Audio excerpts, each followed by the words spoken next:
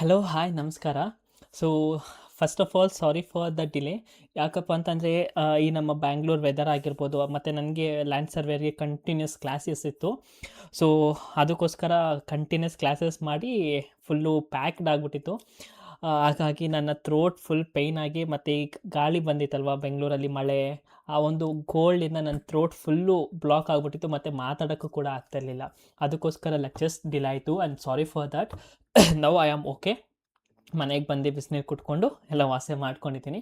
So start ಮಾಡೋಣ. ನಮ್ಮ ಮಸ್ತ್ ಮಗ ಶೋ ಡೇ ನಂಬರ್ 4. ಓಕೆನಾ. ಸೊ ಇಲ್ಲಿಗೆ ಒಂದು 7 to 8 ಶೋ ಆಗಬೇಕಾಯಿತು. But due to the health concerns and ಮತ್ತೆ ನನ್ನ ಮೇಲೆ ನನ್ನ ಕೇರ್ ಇರಲಿಲ್ಲ. ಸೊ ಇವಾಗ ಗೊತ್ತಾಯಿತು ಒಂದ್ಸಲಿ ನಾನು ಹುಷಾರ್ ತಪ್ಪಿದ್ರೆ ಎಷ್ಟು ಕೆಲಸ ಬಾಕಿ ಉಳ್ಕೊಳ್ಳುತ್ತೆ ಅಂತ. ಸೊ ನಾನೇನು ಟೈಮ್ ವೇಸ್ಟ್ ಮಾಡಿಲ್ಲ. ಅದ್ರ ಬದಲು ನಾನು ಯೂಸ್ ಆಗುವಂಥದ್ದು ಏನೋ ಒಂದು ತಂದಿದ್ದೀನಿ ಹೊಸದು. ಆ್ಯಂಡ್ ಮುಂದೆ ಡೆಫಿನೆಟ್ಲಿ ಅದನ್ನು ತಗೊಬರ್ತೀನಿ. ಓಕೆನಾ. ಸೊ ಈ ಒಂದು ಶೋನಲ್ಲಿ ಅಂದರೆ ಡೇ ನಂಬರ್ 4ನಲ್ಲಿ ಮತ್ತೆ ನಾವು ಹೊಸ ಕಾನ್ಸೆಪ್ಟ್ಸು, ಇಂಪಾರ್ಟೆಂಟ್ ಟಾಪಿಕ್ಸ್ ಅಂತೆಲ್ಲನೂ ನಮಗೆ ಸಿಗುತ್ತೆ. ನಾವು ನೋಡೋಣ. ಓಕೆನಾ. So welcome to the show again. ಮೊದಲನೇದಾಗಿ, which of the following statement about a solution is correct? ನೋಡಿ ಮತ್ತೆ ಇದ್ರ ಬಗ್ಗೆ ಕೇಳ್ತಿದ್ದಾರೆ. ಸೊ ಈಗ 4ನೇ ಶೋ ಅಲ್ವಾ. ಸೊ ನೀವು first video, second video, third video ನೋಡಾದ್ಮೇಲೆ ನಿಮಗೆ ಕೆಲವೊಂದು ಟಾಪಿಕ್ಸ್ ಇವಾಗ ರಿಪೀಟೆಡ್ ಅನಿಸುತ್ತೆ. ಓಕೆನಾ. ಕೆಲವೊಂದು ಟಾಪಿಕ್ಸ್ ರಿಪೀಟೆಡ್ ಅನಿಸುತ್ತೆ. ಸೊ ಡೆಫಿನೆಟ್ಲಿ ನೀವು ಆ ಒಂದು ಟಾಪಿಕ್ಸ್ ಮೇಲೆ ಕಾನ್ಸಂಟ್ರೇಟ್ ಮಾಡಬೇಕು ಮತ್ತು ನೋಟ್ ಡೌನ್ ಮಾಡ್ಕೊತಿರ್ಬೇಕು.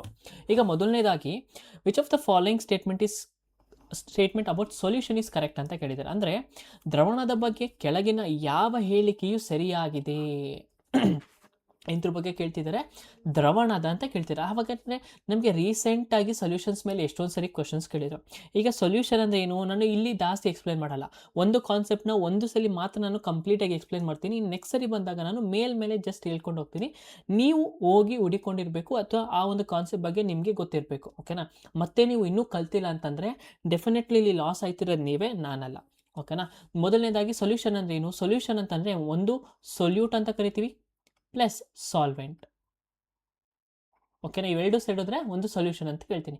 ಸೊಲ್ಯೂಟ್ ಅಂದರೆ ಏನು? Best example sugar and water ಅಂತ ತಗೊಳ್ಳಿ. ಸಕ್ಕರೆ ಮತ್ತು ನೀರು. ಇಲ್ಲಿ ಯಾವುದು ಕರಗಿಸುತ್ತೆ, ಒಂದು ವಸ್ತುವನ್ನು ಕರಗಿಸುತ್ತೆ, ಅದನ್ನು ನಾವು ಸಾಲ್ವೆಂಟ್ ಅಂತ ಕರಿತೀವಿ. ಹಾಗಾದರೆ ಶುಗರ್ ನೀರಲ್ಲೇನೋ ವಾಟರು ಸಾಲ್ವೆಂಟು, ಸೊಲ್ಯೂಟ್ ಏನಾಗಿರುತ್ತೆ? ಶುಗರ್ ಆಗಿರುತ್ತೆ. ಇವೆರಡು ಮಿಕ್ಸ್ ಆದರೆ ಏನಾಗಿರುತ್ತೆ? ಒಂದು ಸೊಲ್ಯೂಷನ್ ಆಗುತ್ತೆ ಅಥವಾ ಶುಗರ್ ವಾಟರ್ ಅಂತ ನಾವು ಕರಿತೀವಿ. ಅರ್ಥ ಆಯ್ತಾ? ಸೊ ಇವಾಗ ಈ ಶುಗರ್ ಮತ್ತು ವಾಟರ್ ಎರಡು ಮಿಕ್ಸ್ ಆಗುತ್ತಲ್ವಾ. ಮಿಕ್ಸ್ ಆದಮೇಲೆ ನಮಗೆ ಸೇಮ್ ನೀರು ಥರನೇ ಕಾಣಿಸುತ್ತೆ. ನಮಗೆ ಟೇಸ್ಟ್ ಮಾಡೋದಾಗ ಗೊತ್ತಾದಮೇಲೆ ನಮಗೆ ಗೊತ್ತಾಗೋದು ಅದರೊಳಗಡೆ ಸಕ್ಕರೆ ಐತೆ ಅಂತ. ಅಲ್ಲಿವರೆಗೂ ಏನಾಗುತ್ತೆ? ನೀರು ಥರನೇ ಕಾಣಿಸುತ್ತೆ ಅಲ್ವಾ. ಸೊ ಈ ಥರ ಒಂದು ಸೊಲ್ಯೂಷನ್ಸ್ನ ನಾವೇನಂತ ಕರಿತೀವಿ ಅಂದರೆ ಹೋಮೋಜಿನಿಯಸ್ ಮಿಕ್ಸ್ಚರ್ ಅಂತ ಕರಿತೀವಿ ಅಥವಾ ಹೋಮೋಜಿನಿಯಸ್ ಸೊಲ್ಯೂಷನ್ಸ್ ಅಂತ ನಾವು ಕರಿತೀವಿ. ಅರ್ಥ ಆಯ್ತಾ? ಸೊ ಈಗ ಆಪ್ಷನ್ಸ್ ನೋಡೋಣ. A solution is a homogeneous mixture in which solute particles are not visible to the naked eye. ದ್ರವಣವು ಒಂದು ಏಕರೂಪ ಮಿಶ್ರಣವಾಗಿದ್ದು, ಅಂದರೆ ಹೋಮೋಜಿನಿಯಸ್ ಮಿಕ್ಸ್ ಅಂತ ಕರಿತೀವಿ. ಇದರಲ್ಲಿ ದ್ರವ್ಯ ಕಣಗಳು ಬರಿಗಣ್ಣಿಗೆ ಕಾಣಿಸುವುದಿಲ್ಲ. ಕರೆಕ್ಟ್ ಅಲ್ವಾ? ಸ್ಟೇಟ್ಮೆಂಟ್ ನೀಟಾಗಿ ಹೇಳ್ತಿದ್ಯಾ? ಈಗ ಒಂದು ಸೊಲ್ಯೂಷನ್ ಒಂದು ಹೋಮೋಜಿನಿಯಸ್ ಮಿಕ್ಸರು ಸರಿ. ಇವಾಗ ಏನಾದ್ರು ಈ ಶುಗರು ವಾಟರ್ ಜೊಳಗೆ ಮಿಕ್ಸ್ ಆದರೆ ಆ ವಾಟರಲ್ಲಿ ನಮಗೆ ಶುಗರ್ ಕಾಣಿಸುತ್ತಾ? ನಮ್ಮ ನೇಕಡೆಗೆ ಕಾಣಿಸುತ್ತಾ? ಇಲ್ಲ ತಾನೇ. ಕರೆಕ್ಟಾಗಿ ಹೇಳ್ತಿದ್ದಾರಲ್ವಾ. ಸೊ ಆಪ್ಷನ್ ಏನು ಕರೆಕ್ಟ್ ಆಗಿದೆ. ಈಗ ಮಿಕ್ಕಿದ ಆಪ್ಷನ್ನು ನಾವು ನೋಡಬೇಕು. ಎಕ್ಸಾಮಲ್ಲೇ ಇಲ್ಲೇ ಅಂತಲ್ಲ, ಈ ಎಕ್ಸಾಮಲ್ಲೂ ಕೂಡ ಮಿಕ್ಕಿದ ಆಪ್ಷನ್ಸ್ನ ನಾವು ನೋಡಬೇಕು. ಏನು ಕೊಟ್ಟಿದ್ದಾರೆ ನೋಡಿ. ಆ solution is a heterogeneous mixture. ನಾವು ಏನರ ಬಗ್ಗೆ ಹೇಳಿದ್ವಿ? ಹೋಮೋಜಿನಿಯಸ್ ಮಿಕ್ಸ್ಚರ್ ಅಂತ ಕೇಳಿದ್ವಿ. ಹೆಟ್ರೋಜಿನಿಯಸ್ ಮಿಕ್ಸ್ಚರ್ಗೆ ಉದಾಹರಣೆ ಯಾವುದು?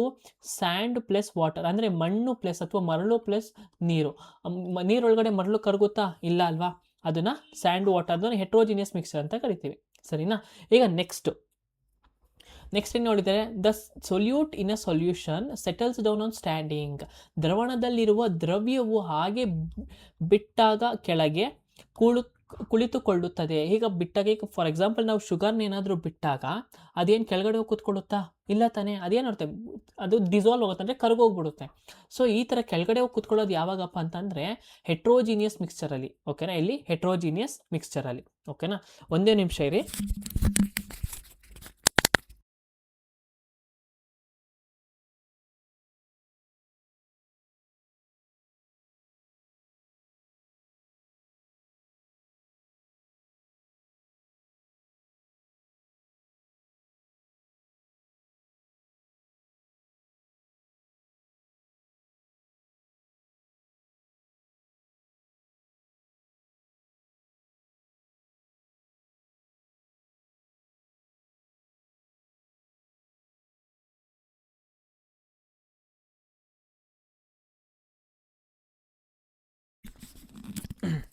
So sorry for the disturbance.